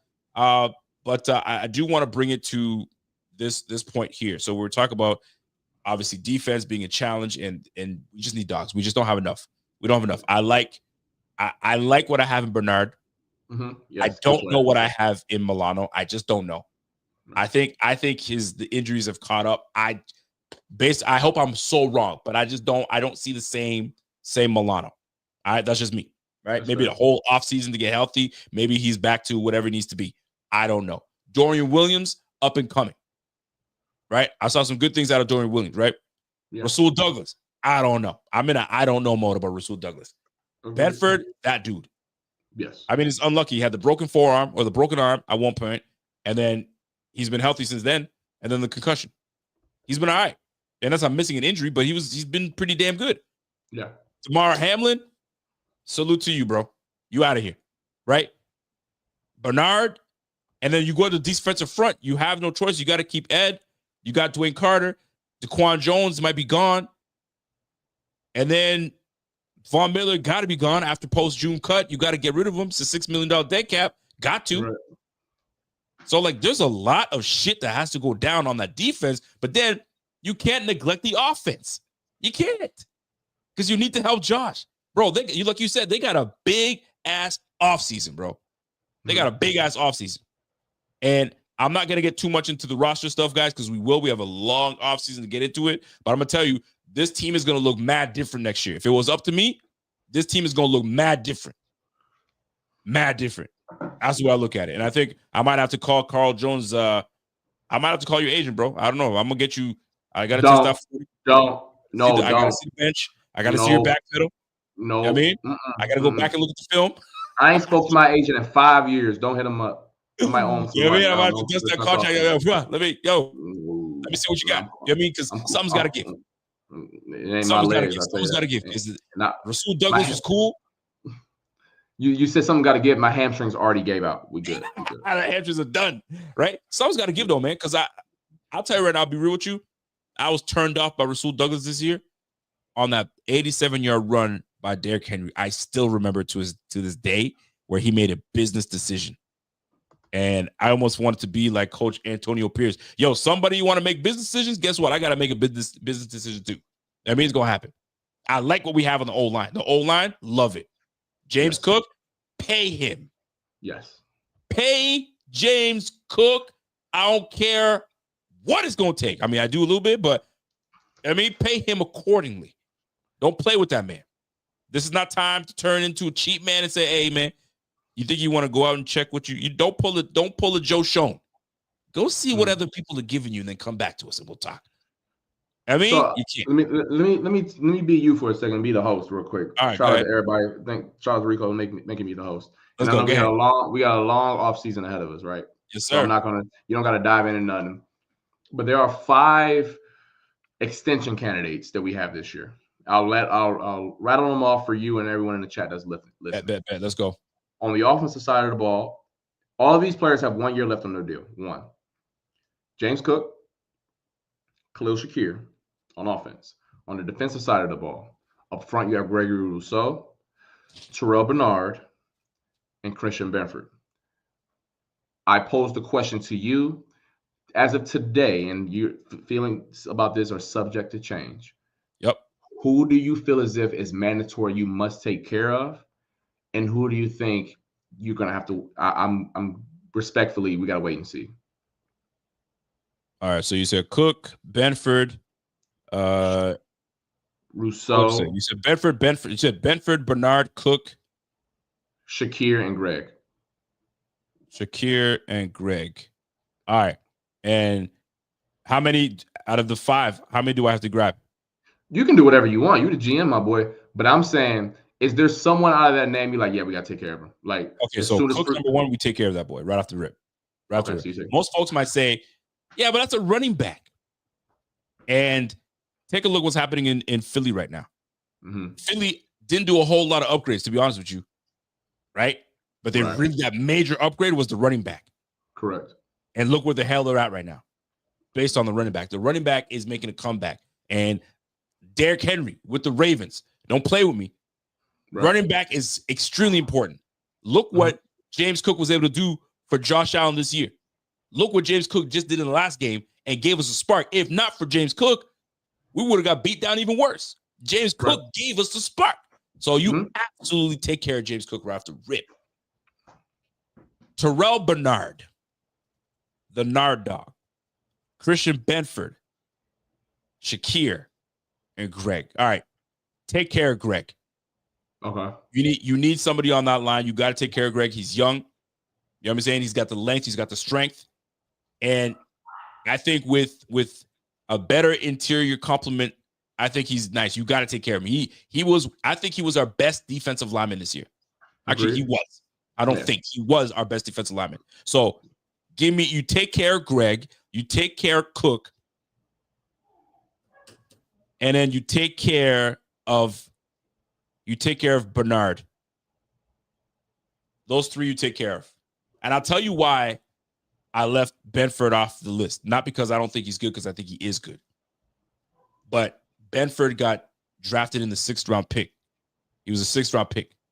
So you think he commands some money? Not that he could command some money. is the developmental stage that McDermott happens to find late round DB somewhere and turns him into listen, we got by with Levi Wallace. Right. Levi Wallace got himself a contract off of what he did with the Bills. Who do we have last year that just went to the Carolina Panthers? Dane Jackson. Dane Jackson. We were like, yeah, Dane Jackson, bro. Give me Greg, give me Cook, give me Bernard. Shakir, I know most people are like, but what about Shakir? You can find it. Yo, you want to talk about dime a dozen? Receivers are dime a dozen. I can find you a Shakir anywhere.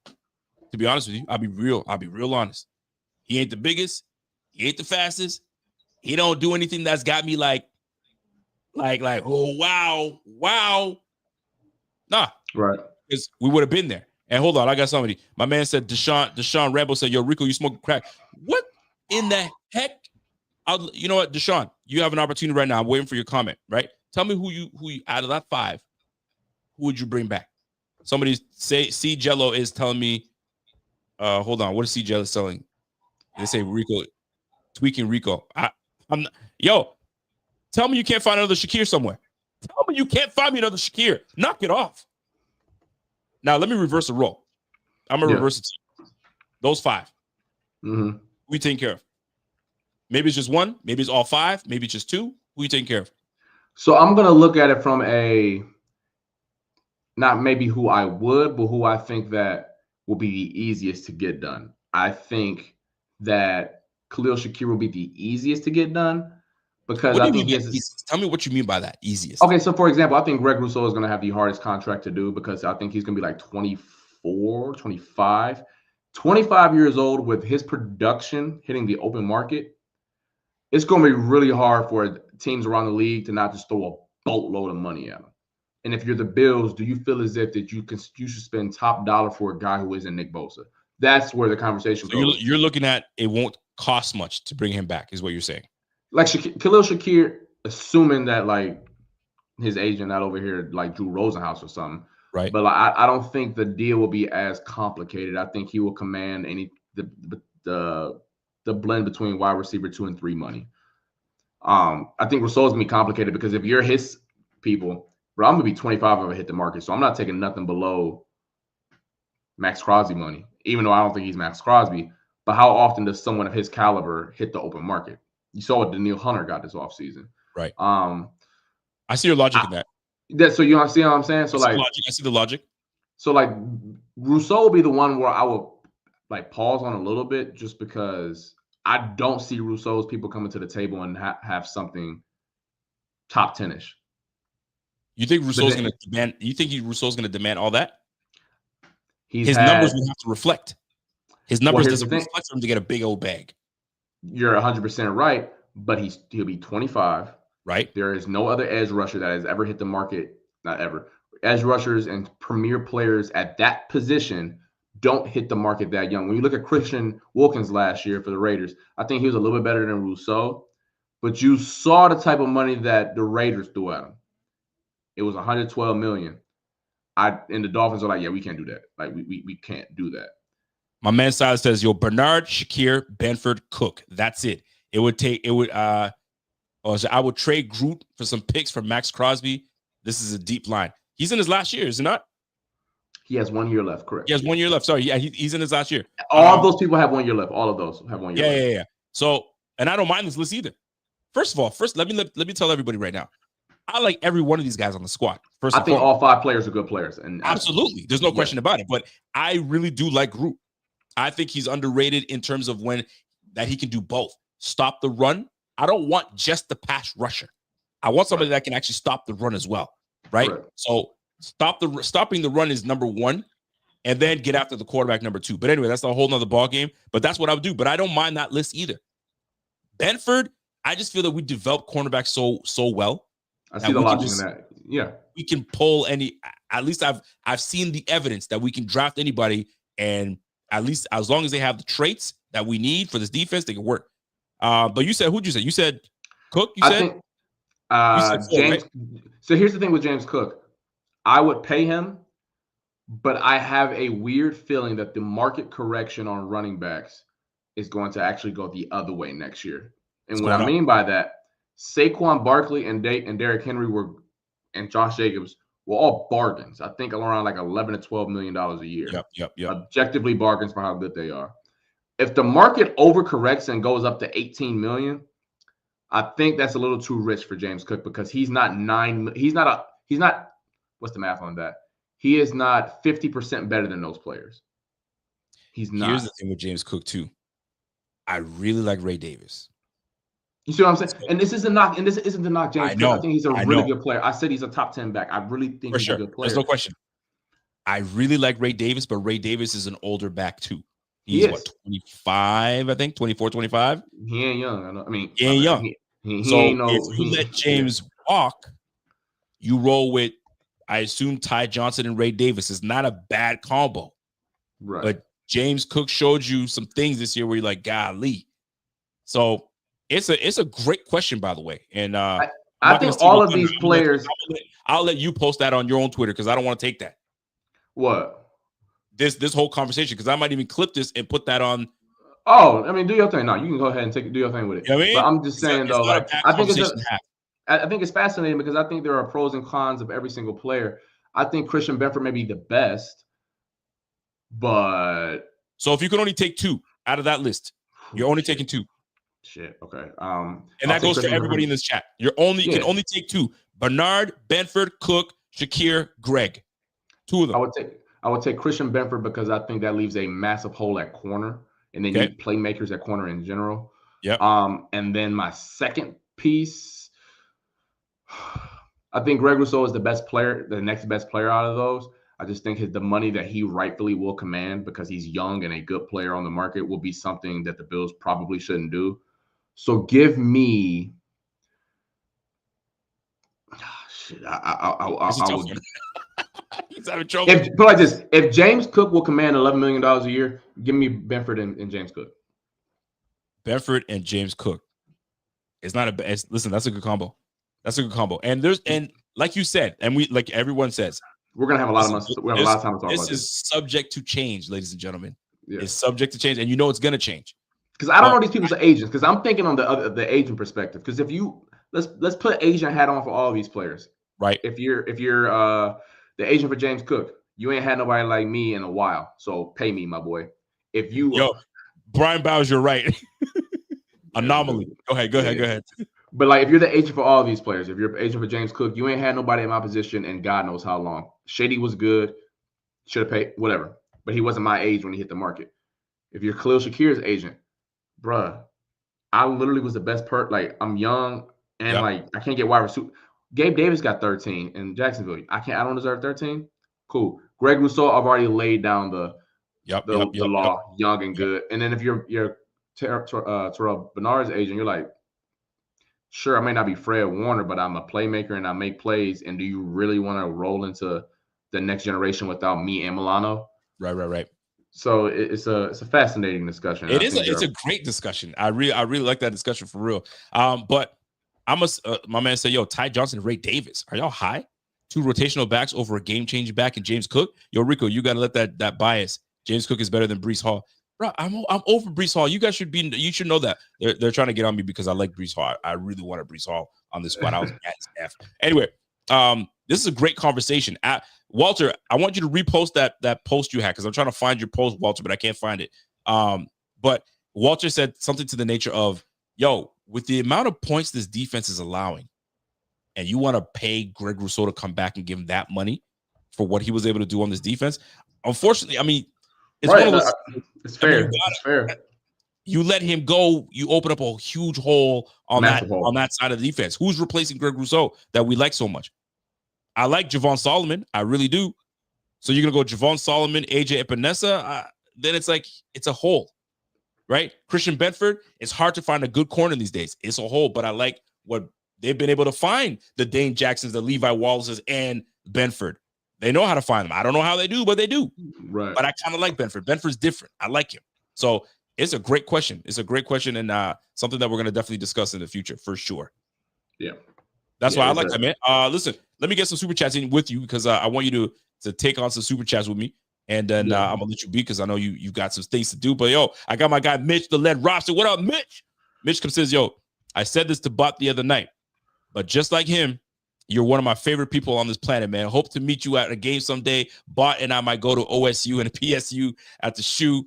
But jury's still out on that one. Man, listen, Led Robster, my man, Mitch Money Mitch, I appreciate you, man.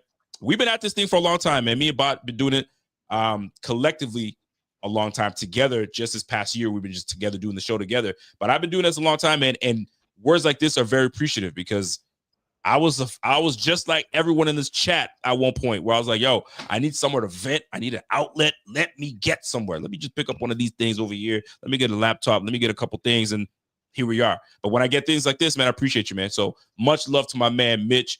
Let me get another comment coming in from my man, Jesse Snow. What up, Jess? He goes, yo, it's easy to say giving the refs some blame is weak when you win. The NFL's not rigged. But in a close game, a missed 3rd and 4th down call affects 4th quarter. Up 4 is huge. Did it cost us the game? No, but it matters. You're not wrong. It does. That's valid. That's valid. That's very valid. Because what was it? What was a call that was not made that ended up making it? Wasn't the Bills game. It was another game. I can't remember what it was. An official. It was one of the playoff games. I can't remember what it was, but there was a call that was made that changed everything. Was it two big calls? That had they not been called, it changed. What game was it? You talking about the Chiefs game where it was 3rd down and they hit them? And it was the Chiefs and Texans. Yeah, Chiefs and Texans. You don't make that call, it changes everything because now you just gave a fresh set of downs to the best quarterback, the best offensive coordinator. Bro, the Texans were built like the roster wise, defensively, pass rush. Good stingy corners. They were built to give these guys something. Offensively, they didn't have it. They didn't have it. So, man, that changed everything. So you're right, Jesse. That's a great point, man. Sometimes it's the calls they don't make, and sometimes it's the egregious calls they do make. That's why you have the cameras in the sky. Like, go to them and say, yo, did you see what I see? Don't just, if it's an egregious missed call, don't let it be to human nature. It's human. The ref made the call. I'm not going to get involved. No, get involved. There's too much money on the line that people cost him. My man, yo, this guy, I don't want to put it out like that, but you know what I mean? He likes to dabble in some wagers. You feel me? So, like, if he puts a big money line on, he ain't trying to see that. Ain't that right, Carl Jones? I'm just saying. What happened? I was pointing at you. You don't mind dabbling in, you know what I mean, some wagers here and there.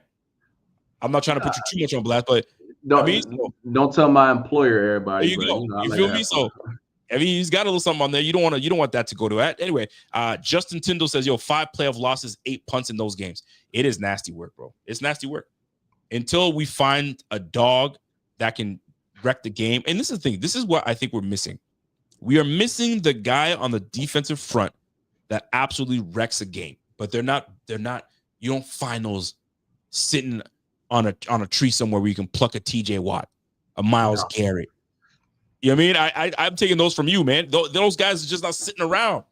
Nah. You feel me? Like, you just don't have it. You, if we can find somewhere somehow and it fall, like Jalen Carter, they let that brother fall to the Eagles. I'm looking at this Eagles team. How the heck did they get all those guys? How did Howie Roseman get all those guys? I don't get it. Yeah, real quick on the Eagles roster, because it is fascinating how they built that team. It's fascinating, man.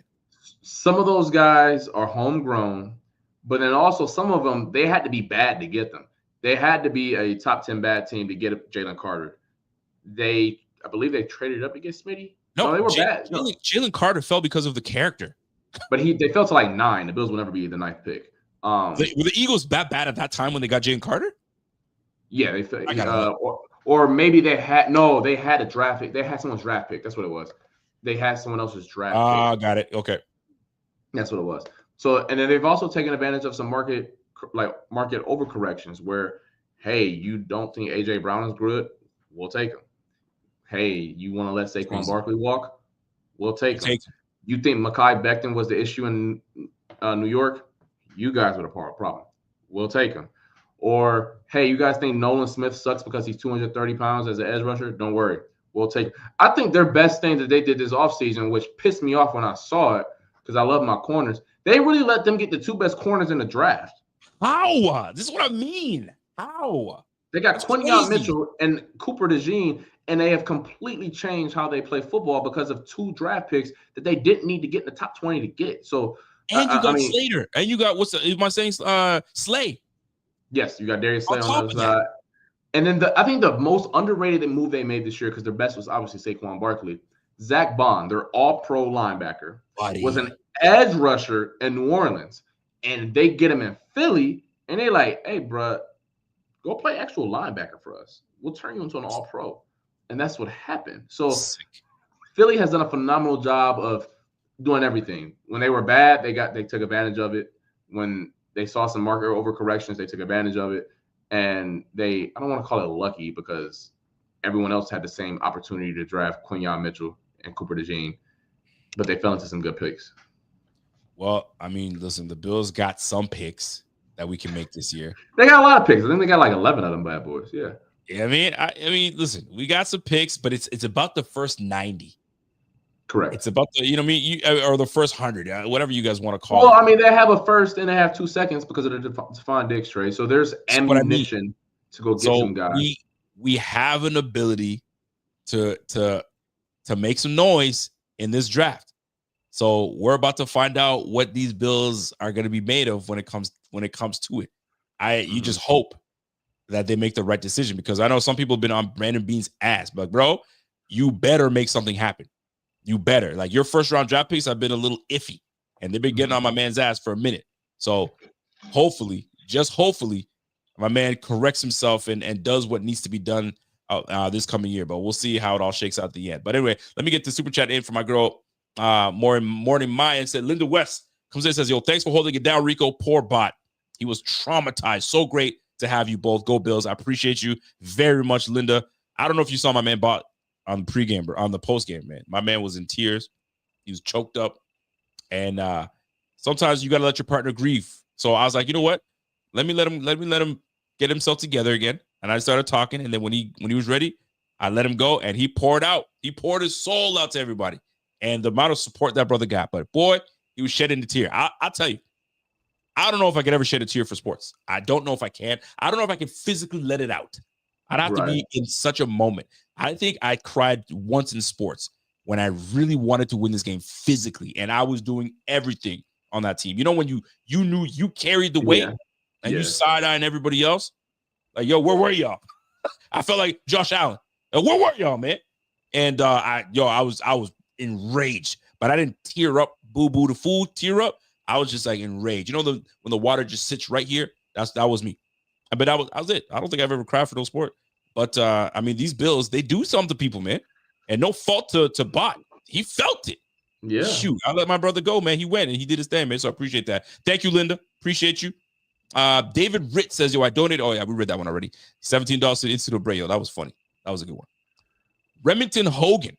Point blank period, he says. Yo, we need a premier pass rusher and need a guy in a receiving core.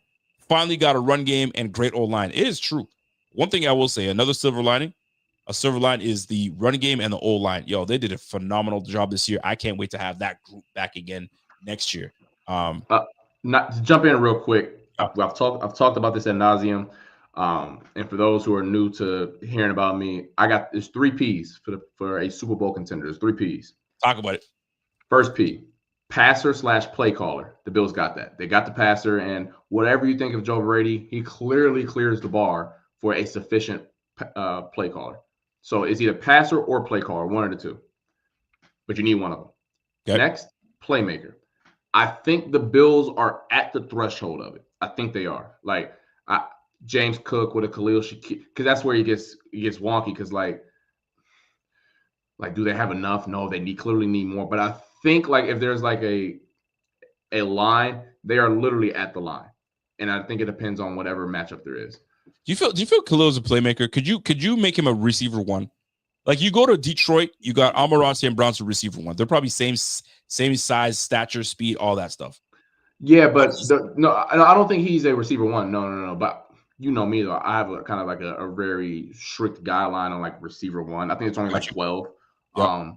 So you need play caller, passer, playmaker, last pass rusher. That's where they're lacking right now. They need to improve the second P for sure, but the third P they need that one real bad. They need the third P, and I think that I think his name was Remington. When you broke that down, you were 100% right. But if you want to sound cool this offseason, just say, hey, man, the Bills, they need 3 Ps. They need 3 Ps. And you just Yo, break I'm it gonna down. give you that credit right there, bro. 3 Ps. That's you, baby. Yeah. But I'm gonna tell you this: out of those 3 Ps, I think we just have the one. I don't think I we think have. that's fair. I think that is 100% fair. Yeah. Because a playmaker is 3 minutes left. I mean, it's a dream. It's a dream for any player that's played the quarterback position, or I mean, that's played any sports in their lifetime. And you're down. You imagine it in your head where you got a 5-yard line. You got to drive. 95 yards up the field and go do your business, right? Right. So, fam, we had that opportunity, and nobody stepped up to be the playmaker. Dalton Kincaid, you didn't step up. You know what I mean? A miscommunication between Josh Allen and Khalil Shakir. Y'all got to be on the same page. How you going to make a play when you're not on the same page? Mm-hmm. You know what I mean? So, like, nah, bro. Like, respectfully, I think we have one of the 3. I just don't think we have. I mean, whether you want to call James Cook a playmaker, then I guess he falls in that category. But right. It's weird. Yeah. But that's why I see where you went halvesies. Yeah. And to further give you credit for your point, though, I looked at the playoff bracket really fast and like, hey, in terms of just playmakers, where did the Bills rank amongst the 14 teams? I think you can make an argument outside of Green Bay and Washington. That's Chargers, excuse me. I'm not even going to, my bad. I don't know how the hell I forgot about them. Chargers rock. But Ladd McConkey, that dude, man. He can ball. But Ladd McConkey, that dude. And we had a chance to grab Ladd McConkey, but we said, you know what? Give me Keon Coleman.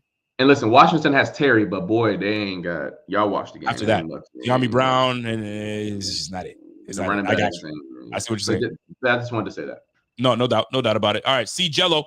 What up, say Jello? He goes, I put this loss on the offense. We had the ball at 3:30. Oh, geez, I just said that.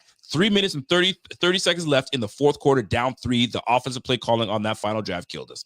So I love when you said play caller. I was leaning more towards passer. Some might say we have a play caller. Some might say, I don't know if he is that guy. But I'll match them together for now as a playmaker, play caller, passer. I'll put them together. But yeah, Brady, he had some people kind of annoyed a little bit. I ain't go front. Sure. He had some people annoyed. No doubt about it. Appreciate that super chat, my man C. Jello. Walter, my man Walter always gets on our ass, so he's probably going to get on us right now. Let's see what he says. He goes, in Mahomes' postseason career, he averages 28 points against non-Bills teams, 14 games, and averages 35 against the Bills. Keep in mind, those teams committed 18 turnovers versus our 1 turnover, and we're still below average. Golly. Walter, my brother, you said you said a word. What did I say earlier? Isn't this what I was saying earlier? How clearly they're good. The Chiefs are good. The Bengals are as well. But there is a disconnect between what the Chiefs do to the Bills and what they do to everyone else. And I think I don't know what it is, man. It's like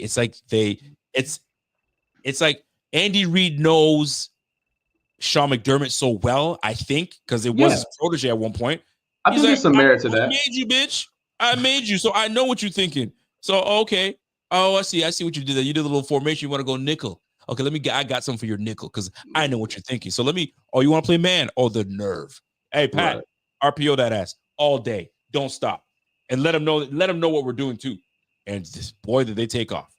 God, man, that made me sick. Yo, Walter, thank you for that, man, because something's got to give. But I think Walter, he's leaning towards, get rid of McDermott. He's the one he's the orchestrator of this defense. But then how do you get rid of McDermott and who do you replace him with? I mean, I'm in that school of thought as well. I mean, you can't subtract and not add something. You know what I mean? If you're gonna subtract something, you better come up with a great addition. And I don't know if there's any great additions right now. I mean, John Gruden's a name. That'd be interesting. Next? He said next. Don't even think about it. I mean, we'll see. Shit, we'll see. And by the way, Silas came in with that Benford, Khalil, and Bernard and Cook. He took all 4. I mean, shoot, I'll take 4. If I have to leave D-line off the list, I can be swayed into that. I like Greg Rousseau, but I can be swayed to say, yo, you got to go. Because we did the same thing, exactly the same thing with youth, because youth is on his side when we did it with Tremaine Edmonds. And either you pay Tremaine or you don't. And guess what? Tremaine moved on, And then we got Terrell Bernard. And Terrell Bernard is doing his damn thing. He's a little undersized, but he's instinctual. Correct. He's a good player. That's neither here nor there. I mean, you saw his value in that Ravens game. So it is what it is at this point. So, folks, that's our time. I want to appreciate my man, Carl Jones. He was with us all year, hanging out, Tuesday shows, doing it. We're going to try to do, some variations of that this offseason because I know he's going to be doing his thing. And normally when I give that brother a call, he's like, yo, just tell me the time. I'd see if I can make it. So hopefully this year, if you're not there covering it, we'd love to have you on the podcast for the draft and get your analysis on some of these draft casts. But I know you'll be busy. They're going to have you doing some stuff. But for sure. Hey, listen, man, you even got your own chant right there. There you go. Hey, there it is. So I appreciate you very much, man. Carl, you've been fantastic. I think a lot of folks enjoyed your analysis. Usually I get a DM or two every time after we do a show. I'm like, dude, every time Carl comes on, it's so great to have him on. Thank you so much. I was like, yo, don't thank me, man. We just built a friendship here, and he comes on, he hangs out with us, and he gets to be free and say what he wants to say, and I love it. But what do you have coming up that people should be aware of and be ready to jump on and see what kind of projects you got going? Yeah, man, we're still working on that. I've been trying to workshop it this whole podcast, trying to figure out, man, what are the differences between regular season games versus the Chiefs? Appreciate you, Namdi. And then the postseason. So I'm workshopping it. I'm watching film, crunching the data and the tape and see where the differences are. Appreciate you, Jesse. All love. So we're trying to figure that out. And then also it's draft season. You know me, I love the draft season. And considering that the Bills got some holes on the defensive side of the ball, it's going to be a fun year for me. So for anybody listening, if y'all trying to figure out like, oh man, appreciate you, Lex, as well. Like, oh man, like I don't know who's popping, who's the lit guys in the draft. I got you. Don't worry about it. You ain't got to turn on ESPN and get frustrated. Your boy got you. So I love it because you know me, I don't do the college ball as heavy as some do. I mean, I should start to, really dive into it, but I've been saying it for years. I should really get into the draft, but I will say I got way more into the draft and knowing my prospects a lot better last year because every year we have a mock draft that we do with me and Pierre and Bobby because we founded this whole thing. And I've been losing every year since. Last year, nailed it. I think I nailed like 3 or 4 of the draft picks on it. Bang! I knew I saw where we were going with it. So listen, I'm gonna say one thing and then hit the leave studio button because I'm just bounce off the club like this. That's it. If the Bills want to be successful this year in the offseason, bring the name. Go ahead and just draft all the Syracuse and Ohio State players. Love y'all. Y'all be good. There it is. Drop the mic and he's out of here. That's my man, Carl Jones. Always a good time. I'm going to tell you something, man. Real talk. I appreciate y'all tuning in. And it's not like this is like the finale, but it is the finale. You feel me? So like it's the off season now. And I get it. There's not going to be a whole lot of content to talk about. So you will see a slowdown in the way we pod. It won't be 3-4 nights a week. However, you still gonna get, you're still gonna get a pod from me and my man Bot, and we'll talk about certain things that are trending around the league. But if you don't see us as often, obviously it's the offseason. The offseason for us, we go. I'll tell you, man, the amount of hours that we spend doing these, and that's just not for me, but all podcasters that do this or content creators. There's a lot of hours that go into this. There's a lot of hours that go into watching certain press conferences, clips, reading this and reading that. You know what I'm saying? While you're on the toilet, you're reading all this stuff. It doesn't stop, bro. It doesn't. But if you appreciated and you loved what we were able to do this year, it doesn't go unappreciated because it does. We appreciate the love, the conversations that we've had. Are we going to get into Super Bowl talk? You know how hard it is for me to talk about a team in the Super Bowl that I got no business. I got no horse in the race, bro. What am I going to talk about? You know what I mean? I don't know. We'll see how it goes down. But your boy tired. I mean, I'm not even tired. I'm tired. I mean, but I am still going to be doing my thing on Bleacher Report. I got 2 shows a week that I do on Bleacher Report. So come follow me there. Obviously, Rico_BF. You can follow me. You can find out. You got to download the app, though. Download the app. You can't just click on your website and go. You got to have it on your phone, download the app, and we'll go from there. But that being said, I'll have all my content on there. We'll still be doing our stuff over here. Like you always know, it might be maybe instead of 3-4 times a week, we're going to be doing it, you know what I mean, once or twice, baby. All right. That's number one. Then we got the draft. You know how hard we go at the draft, man. We get heavy, crazy numbers at the draft. So it's going to be exciting. We're going to get all that prepared. Then there's free agency. We'll get into the free agency. We'll get into draft talk. We'll get into a whole lot of stuff. We're going to start. I do every year. I do a segment called Process or Problem. And if you guys are old school like that, you guys remember the process or problem. I go through the roster and I ask, is this player a part of the process going forward, or is he a problem? Right? And if he's a problem, you got to go. You feel me? So it's a fun segment because it's fun that we do it early in the season. And then by the time that the roster's constructed, did we get it right? Right? Do we bring back Benford?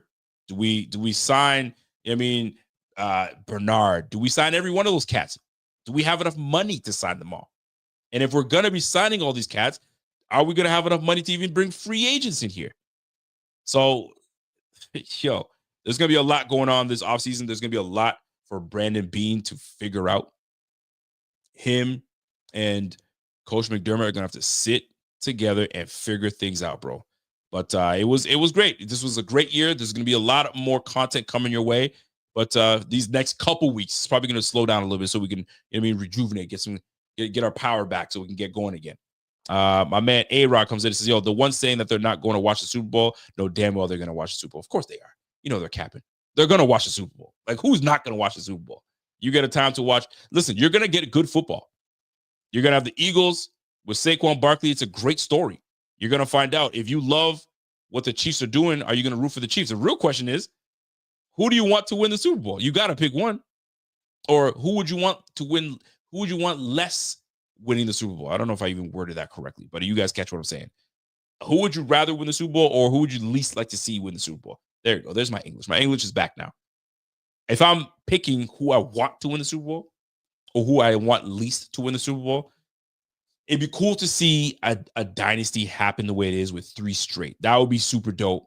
Never been done before. That'd be super dope. That'd be crazy. But I'd love to see Jalen Hurts, Saquon Barkley, AJ Brown that was cast off from the Titans because they felt he wasn't good enough, or they didn't want to pay him because he wasn't worth the money. You'd like to see that type of stuff happen. You right? There's some guys all the time. Nick Sirianni, he was almost ready to get fired and benched and sent packing. And now he's got these boys in the Super Bowl yet again. So it'd be kind of nice to see them boys win the Super Bowl. I mean, shoot, but you can't. Which one do you want? Which one do you want? You know what I mean? It's tough to kind of take a pick on what you want to want. I just want, listen, if you're a football fan, I just want good football. Give me good football. Don't give me a blowout. Just give me good football at the end of the day. No injuries, just good ball. Namdi, he goes, yo, thanks, Rico. Get some rest, guys. We appreciate you and the BF team and what we're doing. Whenever you're charged up, come back. We'll be waiting, man. Y'all, it won't take me long, bro. I like this too much. I like this too much for me to sit here and not get on the mic and do my thing. You feel me? So, and we go from there. I see we got some Eagles fans in this bitch. All right. I think it's more for Eagles, F the Chiefs. I think it's more like, yo, they don't want nothing to do with the Chiefs winning anything. It'd be crazy, though, because Pat Mahomes already has multiple titles. So what's another one? Yeah, ain't nobody catching that, brother, man. What's another one? So, it is what it is. Jalen Hurts getting his, that'd be cool for the Eagles. But it'd be cool to see history, right in front of us. That'd be dope. That'd be dope. Let me see. I saw Walter had a comment here. Let me go back to Walter. My man said, we only watching the Super Bowl for Kendrick. Ain't nobody watching for Kendrick. Yeah, I'm a hater. I'm not watching for Kendrick. Boy, please, man. Mustard. I'd be nice. It's nice, but I don't want to hear nothing to do with A minor. Listen, man, I ain't trying to hear that. Yo, as soon as that thing come on, mute. We ain't trying. I'm a hater. I'm a Drake guy. That's my dude. I got to rock with my Canadians, bro. But golly, I can't wait. I can't see Kendrick doing that. Ugh, dude. Walter says, yo, I'm about to start looking at mock drafts to see what small he's such a clown. What small defensive tackles and non-bendy athletic Ds are out there we can draft. Yo, I'm gonna say this before I get out of here. I'm looking at the my man said, yo, thanks Rico for the great commentary all season. I appreciate you guys, man. I appreciate you, man. Guys, go easy on Rico. He's a great guy. Listen, let me tell you this though. Y'all, you guys have heard me get excited about this. I was excited when we drafted these two players, and I'm looking forward to seeing what they do. If for whatever reason we just let James Cook play his last year with the Bills and we just move on with Ray Davis, I'll be happy too. I'd rather us keep both. That's just the way I look at it. But Javon Solomon, let this guy get another offseason. Let him get another offseason, learning the ways and getting bulkier and getting bigger and all that stuff. He will be a nice player for the Bills. Javon Solomon. Remember that name. All right? That's number one. Let these young guys come up. Dwayne Carter, Javon Solomon. I mean, we got some guys on the squad, right? Dorian Williams, Bernard. So there is some things to look forward to defensively. Is it done? No. We got a lot more to go. Cornerback, we got to do something about cornerback and the safety room. The safety room, I need someone that's got speed, and I need someone that wants to hit. I need that. My man Silas, KC fans in here talking trash are fair where they're front-running fake fans. I mean, we got a couple in here that are legit. By the way, let me give my man Silas a shout out. My man Silas, that's my dog right there. If you guys are on Twitter and you don't have the time to jump on a YouTube podcast like this and it just takes too much bandwidth, you know what I mean? Yo, go on Twitter, hit these spaces. These Twitter spaces or X spaces are great. I don't know how Silas has connected with all these folks. This brother is known from all these fan bases. I don't know how you do, brother, but you do it. But this brother, he's got everybody in that chat. So it's good conversation. You get to hear these guys go at it. I've been in there a couple times. It's some good stuff, man. It can get heated, but it's good conversation nonetheless. So shout out to my guy, Sai. You're doing that thing, bro. You're doing it. My man Walter says, yo, jokes aside, can't thank you and Z-Bot, Pierre, etc. enough for what you guys do. The ability to remain consistent, even in the highs and lows of being a calming voice in the madness, is a true talent. I'll tell you this, though, man. We say so much on these podcasts. Sometimes it's hard to like remember what you said. You know what I mean? But consistency is key. You want to be able to keep your consistency. And if we are wrong, we're ready to admit that we're wrong. James Cook, I was giving him a hard time because I knew he could be better. Some folks said we already knew he was better. He was just a rookie. You needed to give him time. I guess that makes sense, but I need to see more. And I was able to see more. I saw him run much harder in year 3 than he ran in year 1 and year 2. You can't tell me he looked the same the last 2 years than this year. This year, he was the back that I didn't know that he could be, and he is. So when it comes down to, you know what I mean, giving him a contract, give that brother his contract, man. Real talk, you got to give him his contract. So the question goes back to you guys. I love the question that Carl Jones asked. Bernard, Benford, Cook, Shakir, and Greg all have 1 year left on their deal. If you're going to bring any of those guys back, who do you bring? You can't bring all 5 of them back. You might as well say F everything else. You got to bring some of these guys back. So let me know which one you guys bring. If you guys, I'm going to ask that question on Twitter and go from there. And you guys let me know, man. But much love, much appreciated. My black ass said I wasn't going to go for more than 2 hours, and here I am going to almost 2.5 hours. It can happen that way. We got like 1,400 people watching in the chat right now. I got 250 on YouTube right now. I got 1,000 on Twitter. I got 1,100 on Twitter right now. So we're rolling. So it goes without saying, man. Much love to everybody here. So that being said, we will see you again potentially this Friday with me and my man Bot. But I don't know how recovered he is. This man just went on for 4 hours last night and then 4 hours the night before. And he drove 8. This boy crazy, man. But nonetheless, great year. It didn't end the way we wanted it to end. But we got some there's some optimism. There's some optimism. And head coach Sean McDermott said himself that they've got, I'm paraphrasing here, he's motivated by what can be seen. And so I guess we'll see what's up his sleeve. We'll see what is up his sleeve. So that being said, I think me and my man Z-Bot will probably put a show on together You know what I mean, just to kind of recap the year and bring it down to a button and get his thoughts, get my thoughts, and then we'll go from there. And then we'll try to put an off-season schedule for y'all, and then you'll know when we're going live and do all that bull stuff, and then we go from there. So we appreciate you. We love everything about y'all. We love the interaction because without y'all, this doesn't go down. It doesn't. Podcasting is one thing, but interacting is a whole nother ball game. And I felt like I've built relationships with a lot of you cats in here. So much love. Chiefs fans, if you're in here, congratulations. Y'all got to finish the job, man. You got to be like Kobe. Job not done. You got to finish the job. If you're going to beat us, you better win the whole thing. Don't go beating us and you lose to the Eagles. You feel me? If you're going to beat us, win the whole freaking thing. That's the only thing I'm going to say, man. Anyway, y'all be good. And then we will catch you guys on the flip side. Y'all have a great night. It's your boy Rico. If you guys have not followed, follow all Buffalo Fanatics socials. If you have not followed me on Twitter, it's Rico_BF_. And y'all have a great night. And we'll catch you guys at the end of the week. And we'll start, we'll give you a lot of, we'll give you guys some info on when we're going to be doing our podcast. So until next time, it's your boy Rico. It's the Buffalo Fanatics. And we'll catch you guys on the flip. Y'all have a great night. I'm out. Peace. Rico going live talking to my people because the team's driven like West Her. Other teams can't, it's a repo. The opponents gotta call up Triple O. Bills Mafia, we heating up, we too electrical. We got Bean the plug, electric show. We wired up, hit up Rico, he fired up. We know where we stand on a power ranking. Other teams fans in the comments hating, we block them all. We protecting Josh. Salute to him, he the general now. Rico got legends for interviews. How the Buffalo Bills got the best fan base, away games, red, white, blue in the crowd. I'm a Buffalo fanatic. Play good, be humble. Number 17, the captain. I'm a Buffalo fanatic. I'm a Buffalo fanatic. I'm a Buffalo fanatic. I'm a Buffalo fanatic. Hey, I'm a Buffalo fanatic.